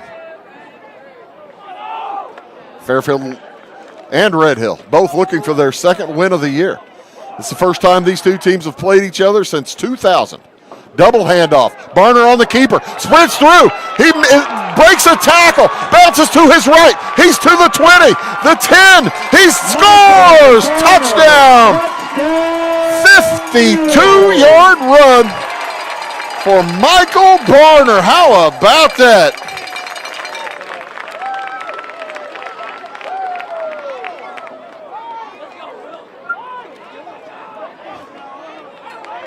With 9:01 to go. It's a 2-play drive. It takes about 39 seconds. 53 yards. They're going for 2. The throw to the end zone is incomplete. Bounces off the hands 2 or 3 times. Intended for Jude Carter. 2-point conversion is no good. No good. Try for point, but with 9:01 to go in the third, Fairfield takes an 8-point lead, 20-12. Back after these. Going beyond the expected. It's what they do at Pekin Insurance, and it's been their way of doing business since 1921. It's service that goes the extra mile, and product that provides the flexibility to meet all of today's insurance needs and tomorrow's as well. Stop by and see the agents at North Wayne Insurance Agency in downtown Flora and Sisney. They will provide the financial protection and peace of mind that you need and deserve. North Wayne Insurance in Pekin, beyond the expected. Flora Savings Bank. We make loans to all types of businesses.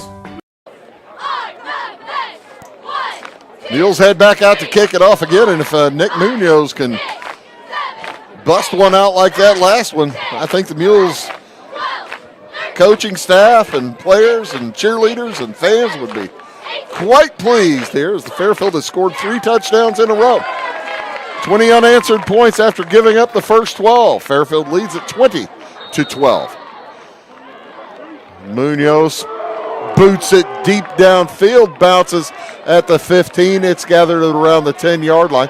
Coming straight up the gut to up the middle is Holden Jacobson, and he's going to get dropped shy of the 30-yard line. That's where the Salukis will begin their second possession of the second half at around the 27-yard line. Will Lewis, their own 27-yard line. Red Hill's going to start 1st down and 10. at their own 27-yard line. 8:53 to go in the third quarter. 1st and 10 for the Salukis. Avery Arbuckle will head under center. He's got Jacobson and Crutchfield and McCullough in the backfield with him. Fakes it to McCullough. The option pitch to Crutchfield. And he's not going to get to the 30, but he'll pick up about 3. Maybe got just shy of the 30, or maybe he did make the 30. Jacobson Looks like he did make the for 30. Salukis. Stopped by a rake of mules. We have a ton of sports coming up for you next week. Gain of 3, it'll be Monday night, 7. baseball at South Central. It'll be Ramsey taking on the South Central Cougars. Baseball on Tuesday as well. North Clay at Dietrich. I'll be up there. And also Dietrich at South Central in volleyball on Tuesday night. You can always go to wabash.net, hit the Catch TV button, and it'll tell you when and where we're going to be. Nice throw. Outstanding catch. As, boy, Arbuckle took a shot, but it's going to be enough for the first down. Colby Crutchfield with the catch.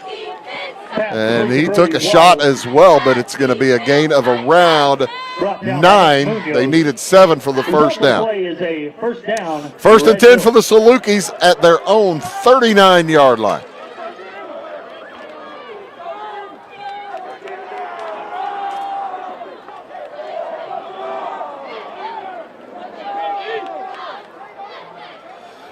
So here come the Salukis. 1st and 10 at their 39. Put Crutchfield in motion. Handoff to McCullough straight up the gut. Levi McCullough on the carry. And he's going to pick up a couple.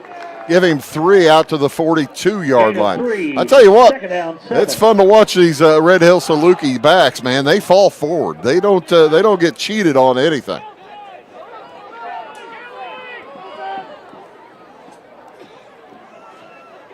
As Hayden Felowitz heads back into the football game. I see Braken Cavacci over on the sideline. He was injured in practice. He's supposed to be out 2 or 3 weeks. Mule's missing him on defense. As the pitch, wow! Crutchfield with the pitch, and he is dropped immediately. An outstanding read by Austin Grieve. Colby Crutchfield on the carry, dropped for a loss by Austin Grieve. Loss of 4 back to the 38, and that'll bring up 3rd down and about 11. Brings up 3rd down, 10 for the Salukis. 3rd and a long 10, short 11. They need to get right to the 49-yard line, a little bit past the 49. The football lying a little bit short of the 39. 6:20 to go here in the third quarter. Is this 4-down territory for the Salukis again? Probably depends how close. Back to throw. The pass is caught and evading tackles, getting enough for the first down. What a run by Jacobson after the catch. He gets out to midfield, and a flag is thrown. Personal foul, roughing the passer. So they'll tack 15 onto that. Arbuckle took a shot, and that will put the football at about the 33-yard line of penalty on the play was Fairfield. Boy, that's a bad penalty for the Mules defense.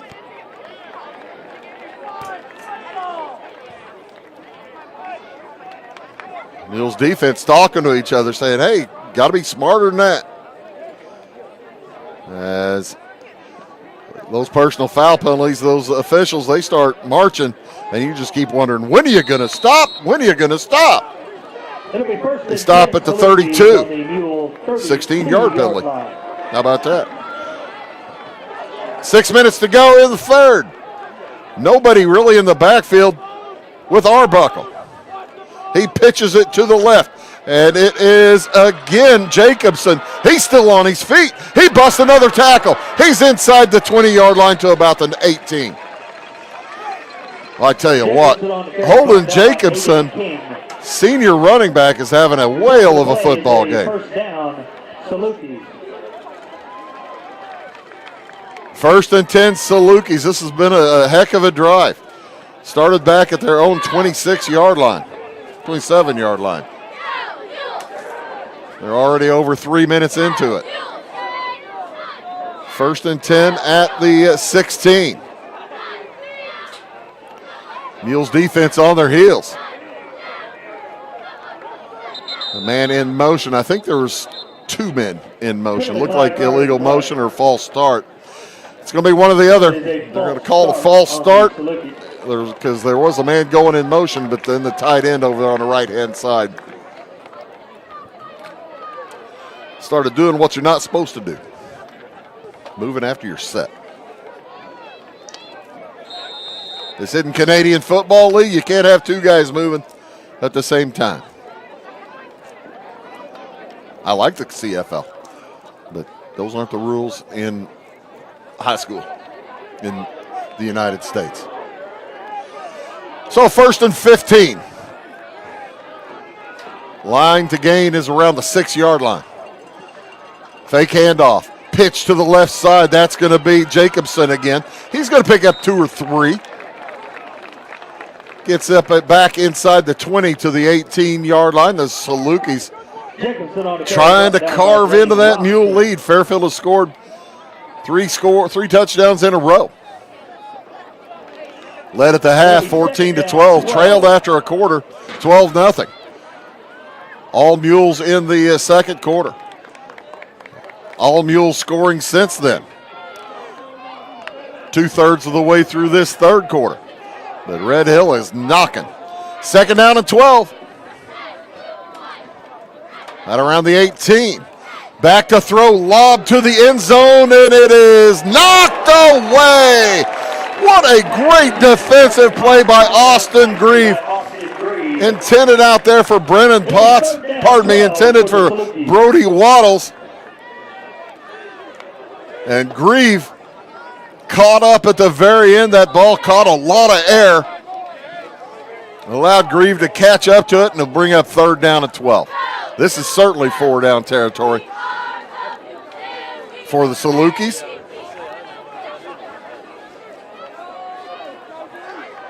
Will Lewis checks into the ball game at linebacker. He was looking for passing. Put a man in motion. Back to throw. Arbuckle evades one tackler. Throws toward the end zone. It's knocked away. Defended by Jude Carter. Intended down there for Mitchell Oakes. So it's 4th and 12 for the Salukis. They need the 6-yard line for a first down. Big defensive play here for Fairfield.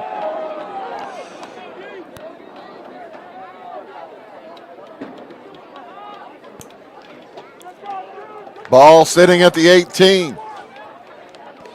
Mules defense trying to maintain their 8-point lead.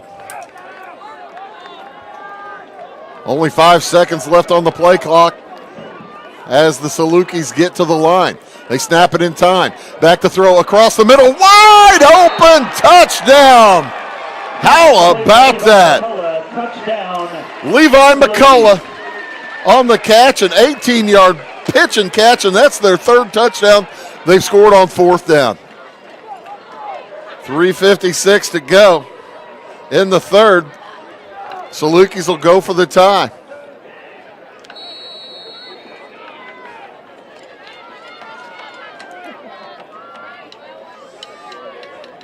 Arbuckle to McCullough. And here come the Salukis for the tie. Mules think it's going to the left. It does go to the left. And cutting through traffic to the end zone. The run is good for Holden Jacobson. That'll tie things up with 3:56 to go in the 3rd. We'll be back. It's a tie. It's a brand new game back after these. Florida Savings Bank. We make loans to all types of businesses. We can do it all. We've always been known for home loans, but now we do offer fixed rates and home equity lines of credit. I like doing mortgage loans, especially the first-time home buyers that have never owned their own house before. Get to see the excitement on their face when it's all said and done and they actually own their own house. There's so much I like about the bank, community-minded, great products, great services, just a great place to bank. It is all things new at Zimdar's Heating, Air Conditioning, and Appliance Repair. We have a new line of heating and cooling equipment and new technicians. Our new equipment line offers 24 months free financing and excellent warranty coverage. Our experienced service technicians can provide you with quality service and repairs on all brands of HVAC equipment. Zimdar's has been serving Clay County and the surrounding areas for over 23 years. The employees of Zimdar's are here to help, so call local and call Zimdar's. How about that for clutch playing by the Red Hill Salukis? All 3 of their touchdowns tonight have been scored with fourth down. 50-yard run from Jacobson, 7-yard run from Arbuckle, and that an 18-yard pitch and catch from Arbuckle to Levi McCullough. 5 minutes, 5 seconds on the drive, 73 yards. The drive covered. It's a brand new ball game, folks.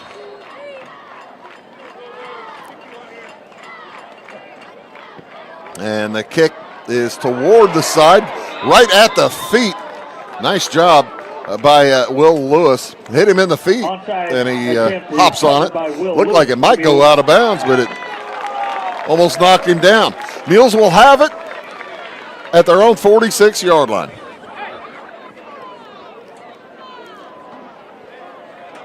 And Fairfield has scored on 3 in a row. Fairfield will start first down and 10 to Going to see if they can't keep that streak going. They started out down by 2 touchdowns, scored 3 in a row, and then Red Hill scored 1. That's why we're tied at 20. Pitch to Tullis. Takes his time, busts through the hole, drops the ball, turns it over. Logan Tullis dropped it behind him second time tonight. He's fumbled it. This time I don't think he got it back. And we'll see as they unpile who has the ball. It is Red Hill football.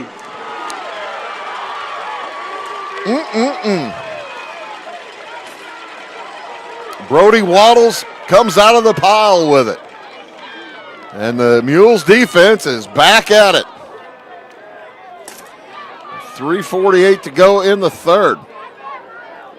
Best field position to start a drive tonight for Red Hill. They're at their own 48.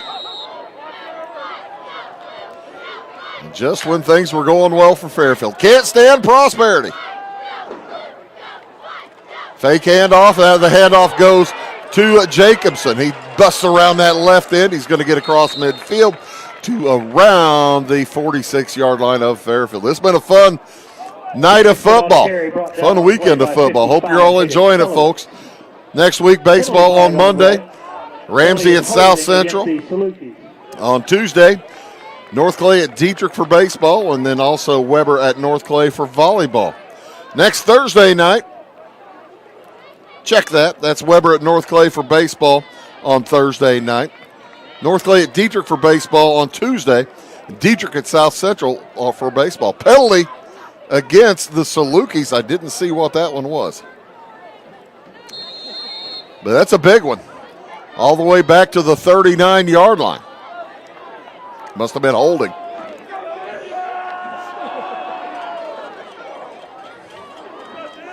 And then Friday night next week, it is Neoga at North Clay in volleyball. None of our schools are playing football next week at their home fields. As Jacobson popped in the hole. At least second down and 19. First down line to gain is the Mule 43. The football lays on about the 38. So that makes it 12 plus 7. 19. Math is fun. 2:45 to go. Third quarter. This one's been back and forth, back and forth.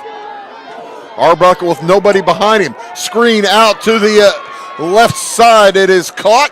And a pickup of about 10 or so, no, probably about 6. Pass is complete to Caught by Waddles, Brody Waddles. Aiden King. So third down and 14. Mules would love to keep them in their side of the field. You figure that anything inside 5 yards, Red Hill might go for it on 4th down. Under 2 minutes to go before we snap it. Arbuckle sets him down. Looks to his left, fakes the throw that direction, rolls that way, and it does pitch it that way. That is Waddles pushed out of bounds at about, the 47. That'll make it 4th down and about, he pushed out before that. Pushed out at the 45. Wow. So, 4th down and 12. 4th down and 13. After the turnover, Mule's able to make a stop. Jacobson heads back to kick. Nobody has faked any kicks or anything yet tonight.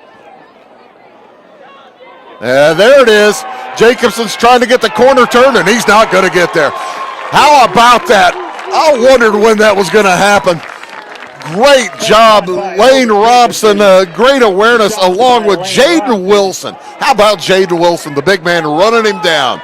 There you go, lineman hero. Fairfield will start 1st down and 10. So the Mules will have it 1st and 10 at the 42 of Red Hill. That was a huge play.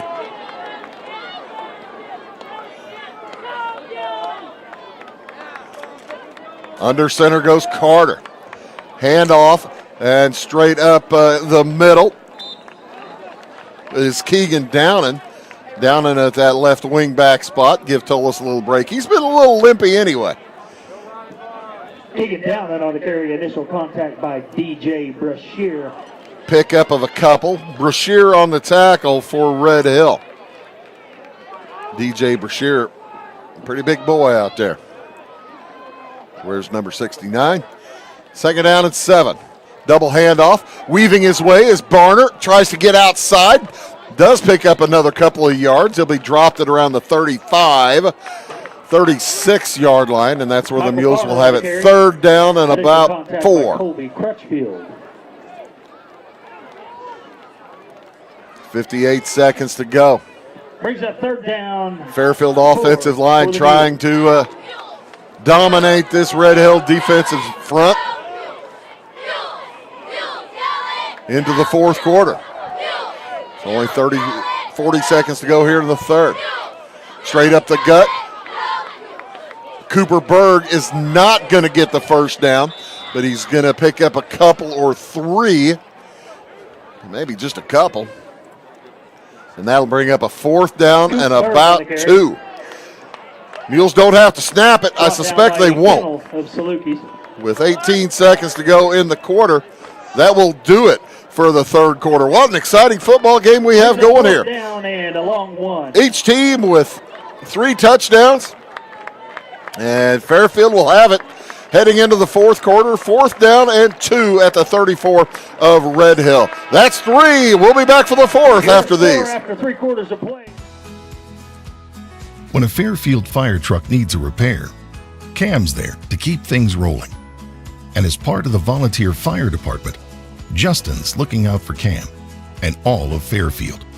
Everyone supports each other, and Wayne White Electric Cooperative supports them all, with safe, reliable power for every one of our members. It's why REMCs exist, and together, it all works. Since 2004, Ed Lewis Trucking has been moving America forward. Family-owned and built on values that matter. Reliability, hard work, and service you can count on. From dry van freight to dump and hopper bottoms, plus top-tier truck maintenance in their state-of-the-art shop that's open to all truckers, not just their own fleet. They're growing stronger, expanding with their recent acquisition of McKinney Trucking, but never losing sight of what drives them. It's Ed Lewis Trucking, family-driven, service-proven. Call Ed Lewis Trucking at 618-686-3555. 4th down and 2 for Fairfield.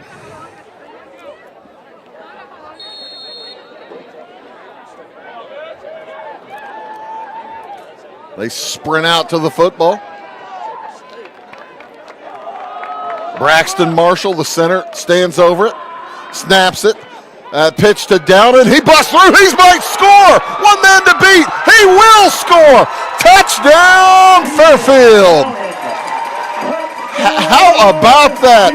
A 35-yard scamper right up the middle on fourth down. I guess turnabout's fair play. Keegan Downing. Talk about fresh legs. And the Mules take a 6-point lead. 26-20 on the first play of the fourth quarter. Ends a 42-yard drive in about 2 minutes and 2 minutes even. Mules go for 2, and that was all messed up. False start. That is a false start on the Mules. 34 yards on the run. And the Mules will have to go for 7 yards, as they have retaken the lead, 26-20. That fake punt not working out for the Red Hill Salukis, as Fairfield is trying to bump their lead to 8. They have their work cut out for them. Back to throw over the middle. Wide open, Lane Robson. So with 11:51 to go, the try is good. Fairfield leads Red Hill 28-20. Back after these.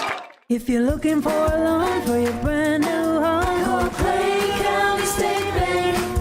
If you want to transfer money so your future will look sunny, call Clay County State Bank. We got checking and savings and bill pay too.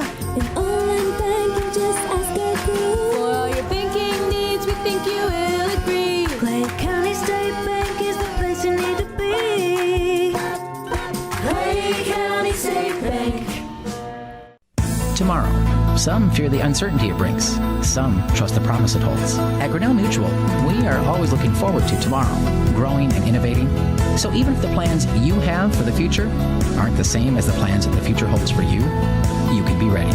Because we'll be ready, like we have been for over 100 years. Trust in that. Trust in tomorrow. Talk to your mutual agent today. Your local agent is on the square. Louisville, Clay County Farmers Mutual Insurance. That's one of the fascinating things, folks, about football.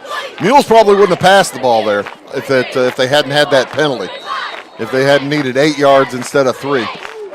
Kick is away. It bounces at the 12. Picked up and heading to his left is Jacobson. Nice return. He's going to get it out to about the 28-yard line. That's where the Salukis will start their next drive. Yeah, if the penalty had not been called, Mules almost certainly would have tried to run it in. But with that 8 yards instead of 3 yards, it gives them a little bit more room to get a receiver loose in the end zone. And boy, Jude Carter, it looked like Jude Carter and Lane Robson had worked on that one many, many, many times, as Fairfield takes a 8-point lead early in the fourth quarter. Back to throw is Arbuckle. He's going to try to hold on to it, try to run through, and he is stopped by a couple of Mules big boys. Arbuckle brought down on the play. Fiscus. 56, Brock Hope. It was Brock Hoke with some help from Ryan Vaughn. 11:20 to go in the game. Every possession huge now. Fairfield leads Red Hill 4-3 in touchdowns, 2-1 in extra points. Waddle split out wide to the left. Decker out to the right. Man in motion gets the ball. That's Colby Crutchfield. He's still on his feet, dragging players with him, and he's going to pick up quite a few. Out to around the 35, give him the 36-yard line. And that will bring up third down. It's short. They need the 38 for a first down, so give them for a first down. So give them third down and 2. It'll be 3rd down and 2. Nick Munoz calls the signals for the Mules. The linebacker gets back into position. Keegan Downing, Jude Carter, Caleb McGill, the defensive backs.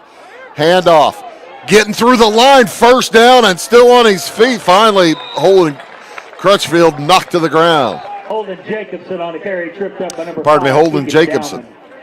It's Colby Crutchfield.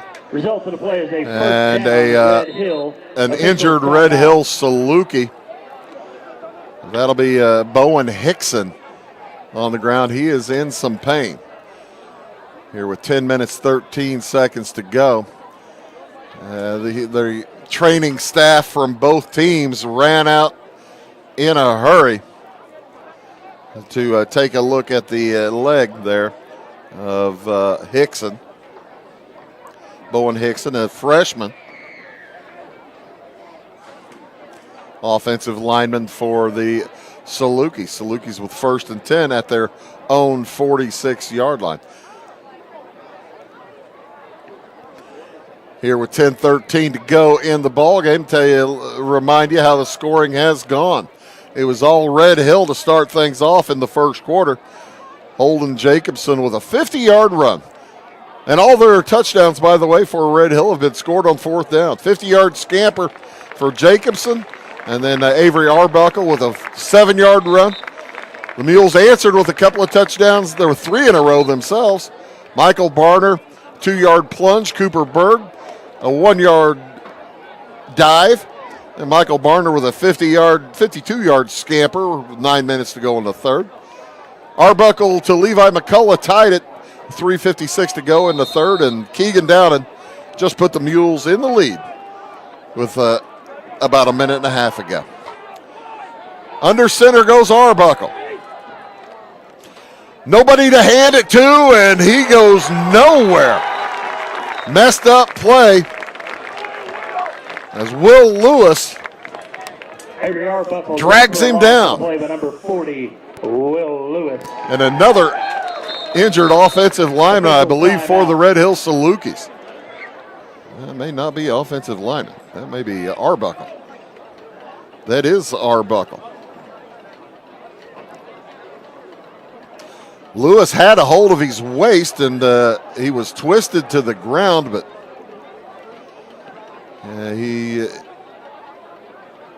they're checking his right leg. 9:44 to go in the ball game. Folks still occasionally cramping. They're checking that knee, though. It doesn't look like a cramp. Folks still occasionally cramping over the course of the early parts of the season. Not hot tonight, though, that's for sure. Beautiful night for football. Nearly full moon as the Mules and Salukis play for the first time since 2000. As Red Hill beat Fairfield. That wasn't Arbuckle, that was Decker, Aiden Decker, walking off gingerly. But he's walking off under his own power, and he looks like he's going to be okay. That may have been just a cramp. Second down and a long 10 for the Salukis. They need the 44 Fairfield. They're just past the 45 of their own. They put a man in motion, and that was intended to be an option. But Lane Robson all over Avery Arbuckle, and some anger there.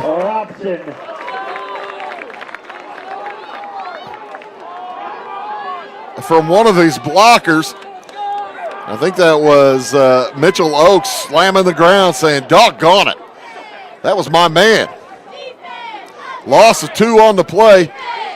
Football lays at the 44-yard line. 9 minutes to go in the ball game. Is it 4-down territory wherever the Salukis end up? They're only down by 1 possession. Empty backfield for Arbuckle. Looks to throw. He's in trouble. He gets rid of it. It is caught! What a nice throw. Holden Jacobson with the catch. As, boy, a lot of trouble. Aiden King all over Arbuckle. He got the ball away, and it's a gain on the play of about 30 yards up to the 26 of Fairfield. Huge play for the Salukis. Boy, that changes the complexion of this fourth quarter. Clock is rolling. Down to 7 seconds on the play clock. There is no way Red Hill gets this off.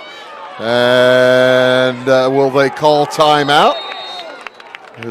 They do take a timeout instead of, well, let's see, is it the flag? Did they get the timeout called, or did they throw the flag? Timeout is taken by Red Hill. Boo, say the Mules coaches and fans, but Red Hill's going to get their timeout. That will avoid the 5-yard loss. We'll take it as well. 8:24 to go in the game. Back after these. My name is Robin Stanford. I own Stanford Marketing. It's a promotional products business along with an embroidery business. And we do custom hats, t-shirts, anything, you name it, we can make it. People like that we do stuff in-house and we can actually make things here and that we're not contracting the work out to other places. We never say no. We always try to find a way to do it. If anybody can do it, we can do it. We are hardworking women, that is for sure. Come to Stanford Marketing in Flora for all your custom and promotional needs. So, 5-yard saving timeout there for Red Hill. It leaves them with 2 here in this fourth quarter.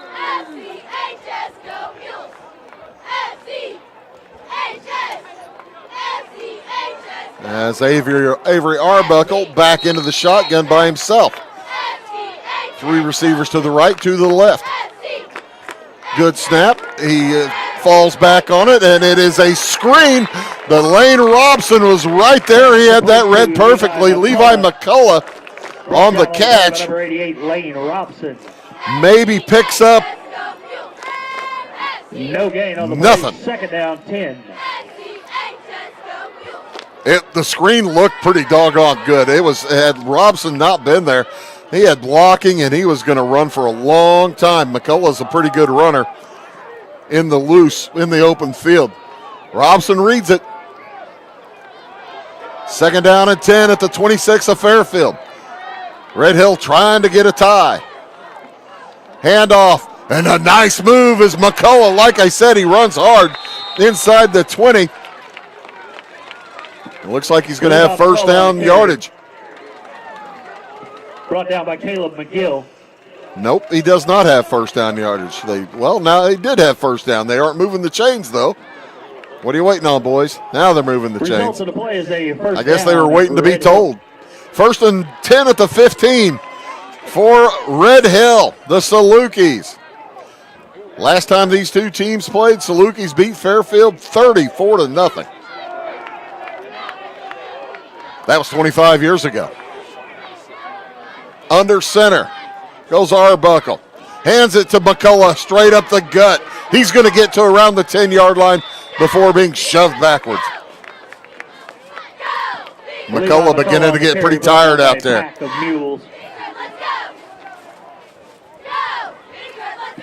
Gain of 5, second down, 5. Under 7 minutes to go in the football game.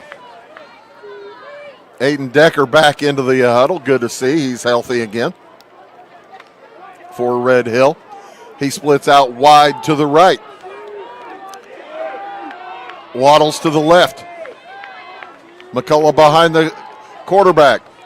Handoff to the man in motion. That's Jacobson, and he picks up a couple Holden through Jacobson 3. On the carry, initial contact by Aiden King. Aiden King with the tackle for Fairfield. Gain of 3. Brings up a third down and 2. This is certainly 4-down territory for the Salukis. As before the Red Hill Salukis will snap it again. We'll be under 6 minutes to go. Hope you're enjoying tonight's presentation on Wabash Catch TV. We appreciate you all tuning in. A lot of fun bringing these games to you. Arbuckle under center. Handoff to Jacobson up the right side, and he's into the end zone.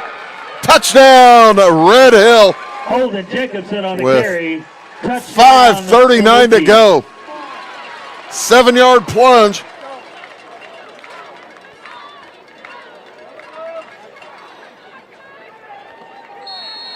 And the all-important attempt to tie it here.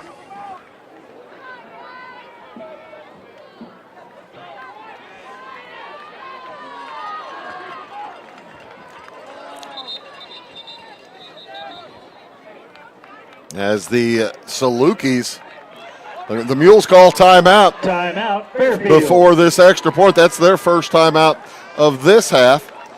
We'll keep it right here. The Salukis looking to tie the game here. That was about a 6-minute drive. It was 6 minutes, 10 seconds to be exact. And it covered 72 yards. So a methodical drive, and Holden Jacobson finishing it off. They had the big play was the 30-yard pass to Jacobson from Arbuckle early in the drive. It went from about the 40 to the Mules 30 on third down and very long. You wondered if it was third down and 12, and you wondered if the Salukis would go for it or punt it, but they picked up 30 and got them in business. So here's the defensive play of the night for the Mules, they hope. 3 backs in the backfield for Arbuckle. Handoff goes to Jacobson, and he is not good. Oh, he did make it. Pushes in, and he gets into the end zone on that left side. That'll tie the football game at 28 with 5:39 to go. We'll be back. Mules get the ball back after these words. Give me order lumber. Doors, paint, windows, electrical, plumbing, and much more. Oh yeah, give me all your guns too. John Lucas. What? You better be dreaming about all the stuff we sell here at Zink Building Center. Oh, I would. Zink Building Center in Louisville on Route 45. It's a cool place. At Clay County Hospital, we are dedicated to providing quality care for you and your family. Our skilled medical team is committed to your well-being, ensuring that you receive the personalized attention you deserve. From filling your prescriptions at our state-of-the-art pharmacy to a visit with our compassionate behavioral health providers, we're here to support you every step of the way in your journey. Experience the difference at Clay County Hospital, where your health is our priority. Clay County Hospital, complete care, start to finish.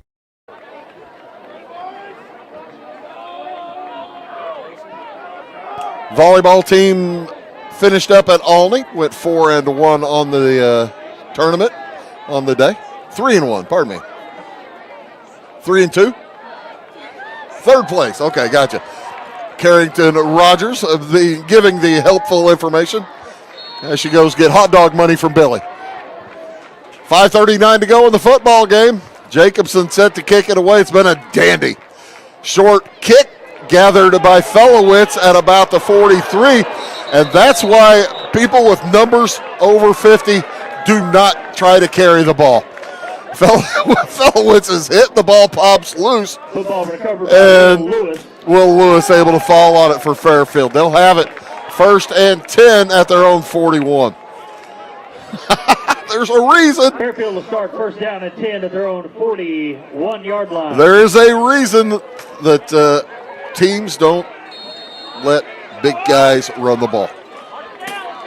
That gut gets in the way, knocks the ball loose. Trust me, I know. 1st and 10 for the Mules. Handoff goes to Tullis. And he'll pick up about 3 out to the 44-yard line. Mules would love to burn about 5 minutes and 15 seconds off of that 5:20 and score late in the clock. Each team with 2 timeouts remaining. 2nd down and 7 for the Mules. They need the 49 of Red Hill for a 1st down.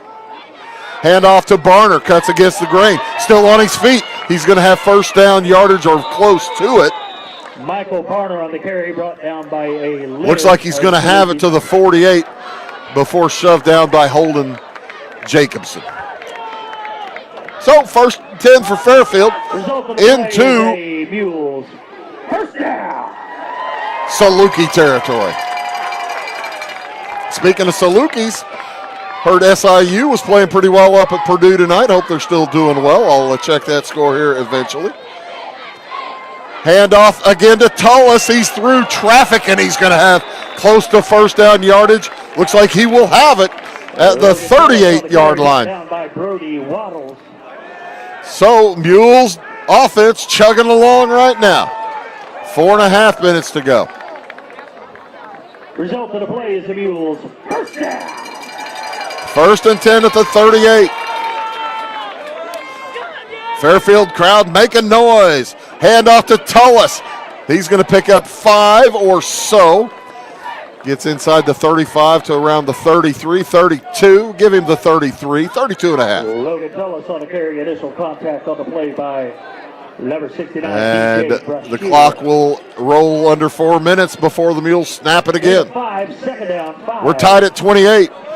Red Hill has led by as many as 12. Handoff straight up the gut. Nice push by that offensive line. Pickup of a couple for Cooper Berg. Up by number 69, DJ Brashear. So third down and 3 for the Mules. Gain of 2, third down, 3. They need the 28 for a first down.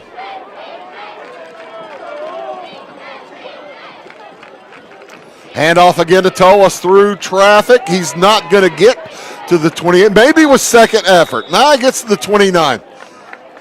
His offensive lineman started pushing and shoving him.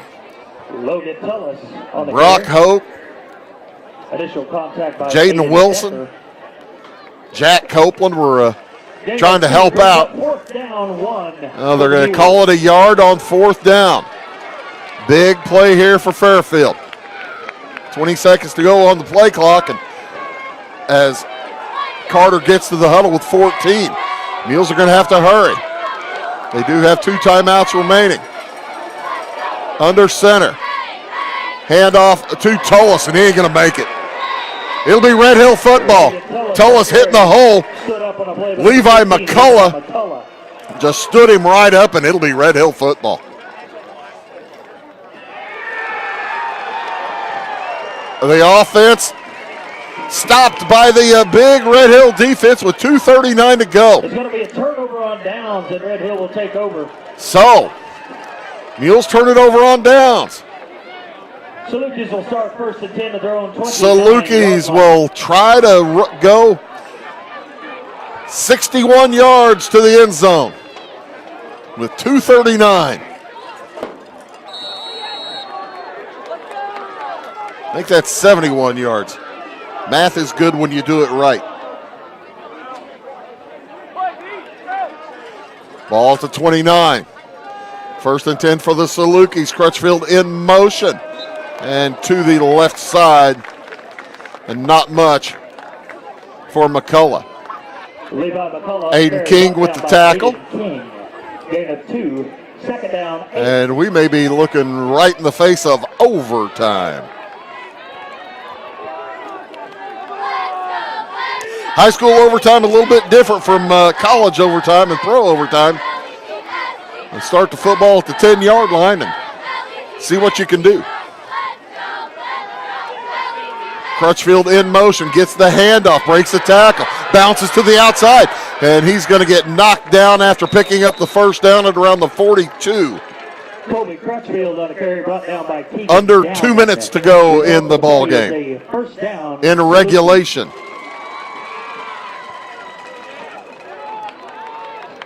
Football at the 42 of Red Hill. Each team with 2 timeouts remaining. This has been a dandy one. Mules have led by as many as 8, Red Hill by as many as 12. Back and forth, and then Crutchfield hitting the backfield, dropped at the 40-yard line, a loss of 2 on the play. Timeout is taken. Colby Crutchfield on a carry By Red Hill with 1:29 to go. We'll take it as well back after this word. Trinity Health and Wellness in Louisville is proud to be the first nurse practitioner-owned clinic and med spa in our area, combining trusted family medical care with proven aesthetic treatments all under one roof. Our practice cares for the whole family. Our med spa offers advanced treatments like laser therapy, injectables, shockwave therapy, bioidentical hormone replacement using pellets, IV therapy, and discounted blood work. We also carry skincare lines and medical supplements. Visit us at trinityhealthandwellness.net.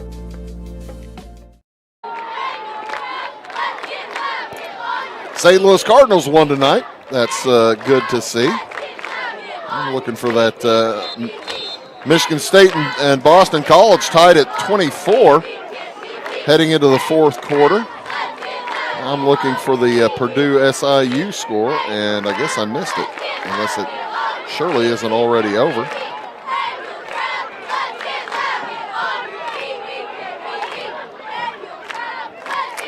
Second down and 12 for the Salukis, the Red Hill Salukis.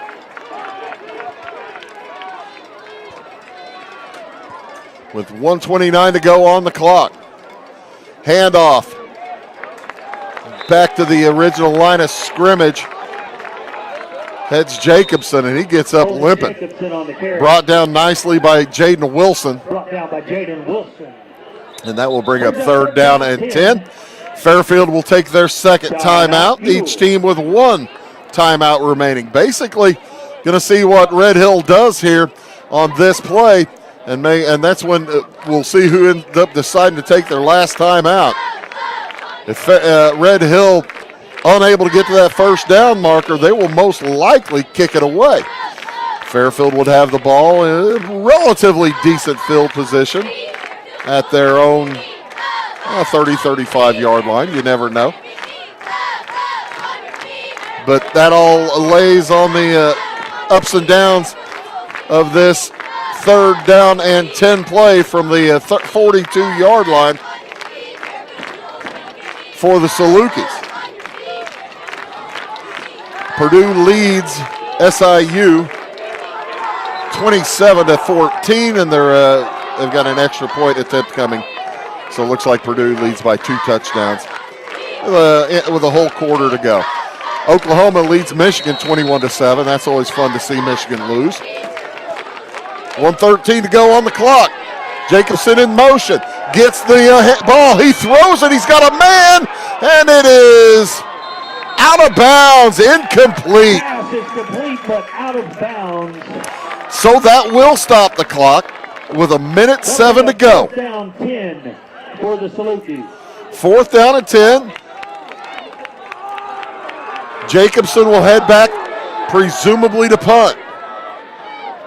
The Mules will get it with about a minute to go and one timeout.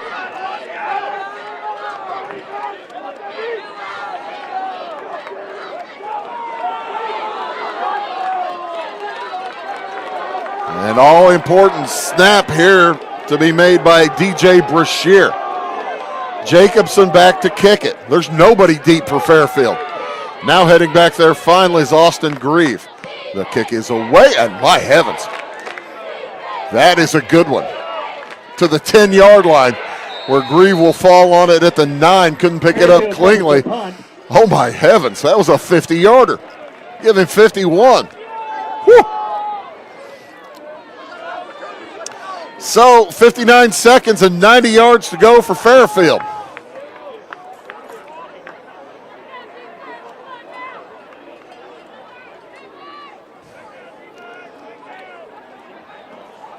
You think not too big a hill for a climber?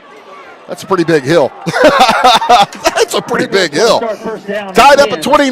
Their own 9-yard line. And you don't want to mess around and turn it over, give up some pick six or something. Hand off to Barner, and he is still on his feet. He's still on his feet. Picks up the first down across the 20 to around the 24-yard line. On the carry, finally brought down by Avery Arbuckle.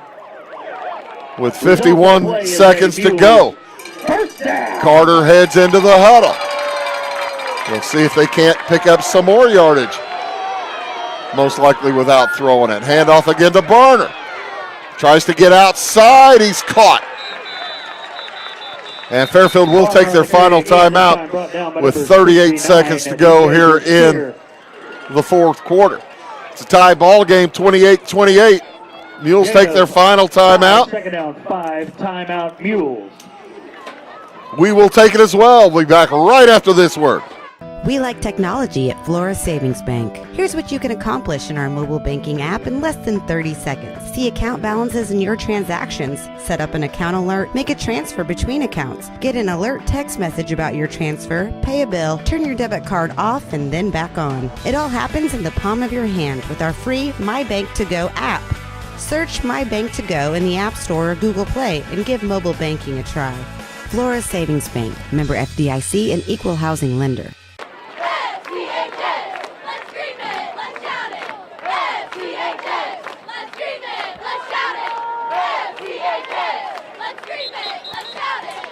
Second down and 6 for Fairfield from their own 29-yard line. How does overtime work, you ask? Well, they'll figure out who's going to get the football first. They'll flip a coin. If you win the coin toss, you take defense. Then they put the football at the 10-yard line. First team tries to score as the pass is lobbed to Robson over his head and out of bounds. First team tries to score. If they do, they give it to the second team. It doesn't matter if they do or if they do not score. They give the ball to the second team at their 10-yard line. I think actually they go from the same 10. But from there, they try to score, and each team gets a possession until somebody finishes that ahead. Pretty simple in high school. Hand off to Barner, and Red Hill trying to knock the ball free. Barner holds on to it well. Clock will roll. Mules out of timeouts. They can't stop it. Looks like we're headed to overtime. Brought down after a gain of 5. Clock is at 15. Fairfield doesn't have to snap the ball here on fourth down and short. And are you serious? Officials timeout. Officials timeout with 9 seconds to go. Oh, they're going to measure. Okay. Say, if you're Red Hill, you have one timeout remaining. You might have wanted to make the Mules punt or go for it on fourth down. Coach Townsend called for the chain gang, requested it. And the official said, okay, we'll do that for you, I guess. But it's about 1.5 feet. So fourth down, 1.5 feet. They'll wind the clock. And the Mules probably won't snap it. Billy Gray, if Billy Gray doesn't call timeout. He's got a timeout remaining. I don't know why you wouldn't call it. They wind the clock. He will not call it. We're headed to overtime. Tied at 28 apiece. How about that? You are watching Wabash Catch TV's presentation of high school football. They're going to put 3 minutes on the clock for each team to think things over and rest a little bit before we have the overtime session. We'll take that short little break ourselves. We'll be back for the overtime here at Fairfield versus Red Hill after these words. When the game's on, Catch TV is where you go. The best of local high school sports and community events. And now, Catch TV has even more. Tune in for fresh, exciting daytime shows, all shot locally, right here at the Wabash Catch TV studios. Go to wabash.net or give us a call to find out how you can become a Catch TV subscriber for just $15 a month. Catch the action, catch the conversation, Catch TV.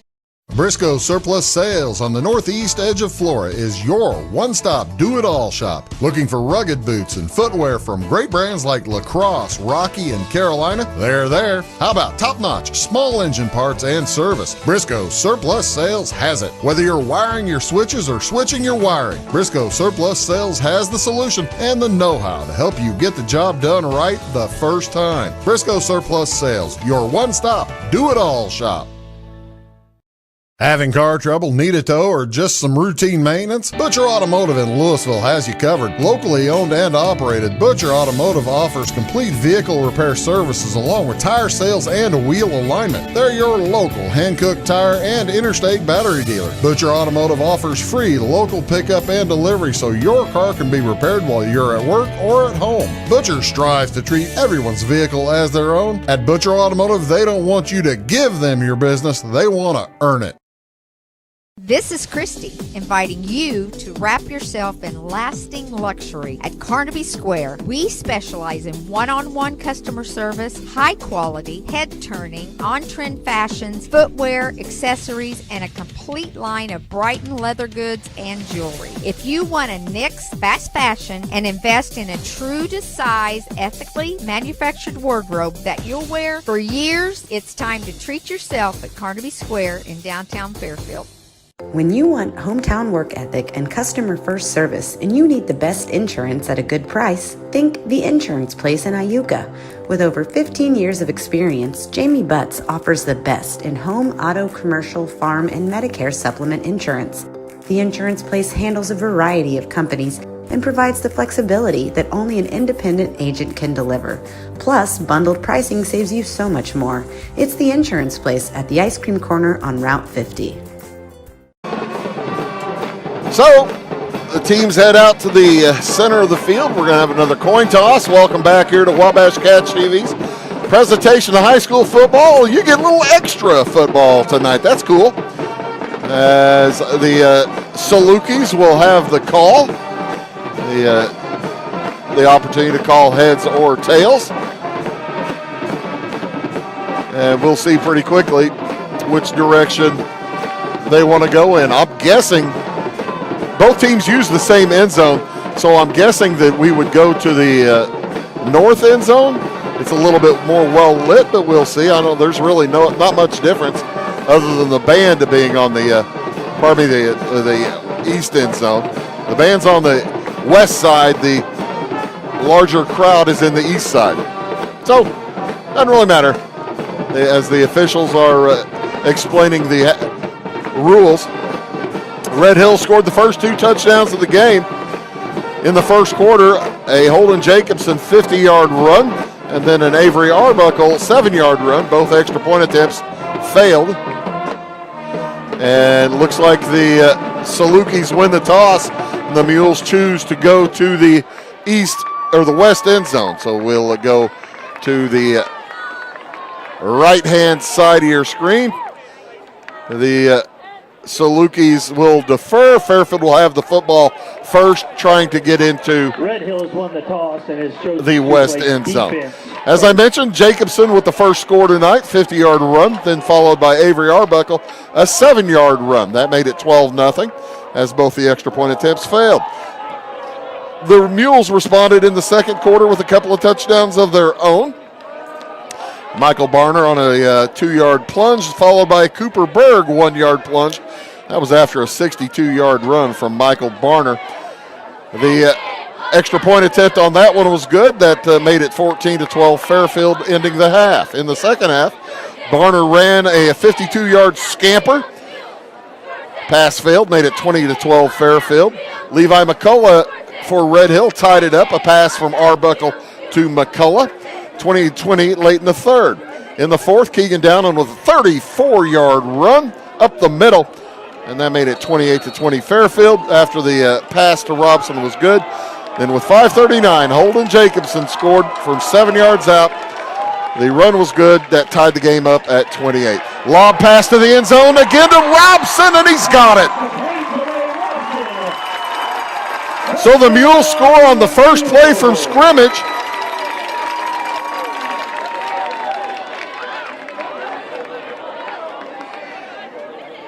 A 10-yard pass from Carter to Robson.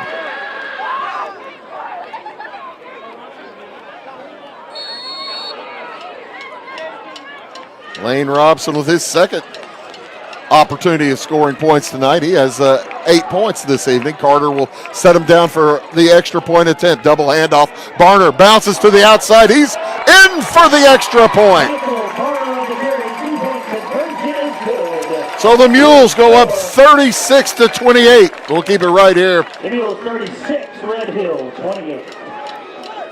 Keep it right here as Red Hill will figure out what they want to do. They'll go to the same end zone.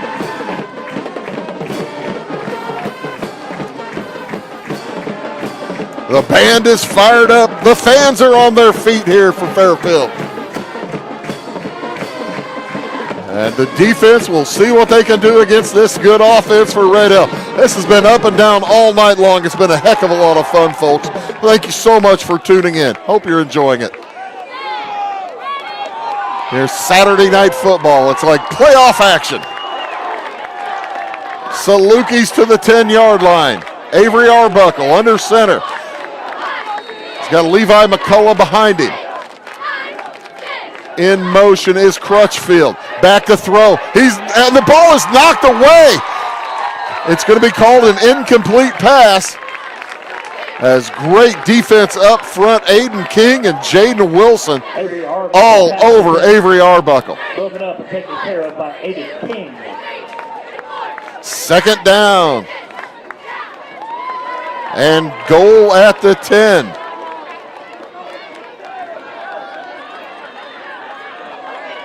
They restart the play clock. I think there was a error getting the play clock started. Arbuckle back under center. Decker out wide to the left, Waddle to the out wide to the right, Waddle to the left. Handoff, and not much room for Jacobson as he is grabbed and thrown backward by, again, Jaden Wilson. Gain of about a half a yard. Wilson having a great overtime session so far. Wilson is a 6'2", 260-pound senior. Play clock is rolling. 15 seconds as the Salukis break the huddle. We're in overtime. Fairfield scored in their half of the overtime. Salukis need a score and an extra point to tie. Back to throw, Arbuckle throws over the middle, long! Intended in the back of the end zone for Levi McCullough, and Red Hill will take their timeout. Their third timeout of the half. They have one more. They won't have a chance to use it now as it's fourth down. They have to score. You get one more timeout, by the way. We'll keep it right here. Keep it right here. We'll shoot the overtime here as it's 36-28.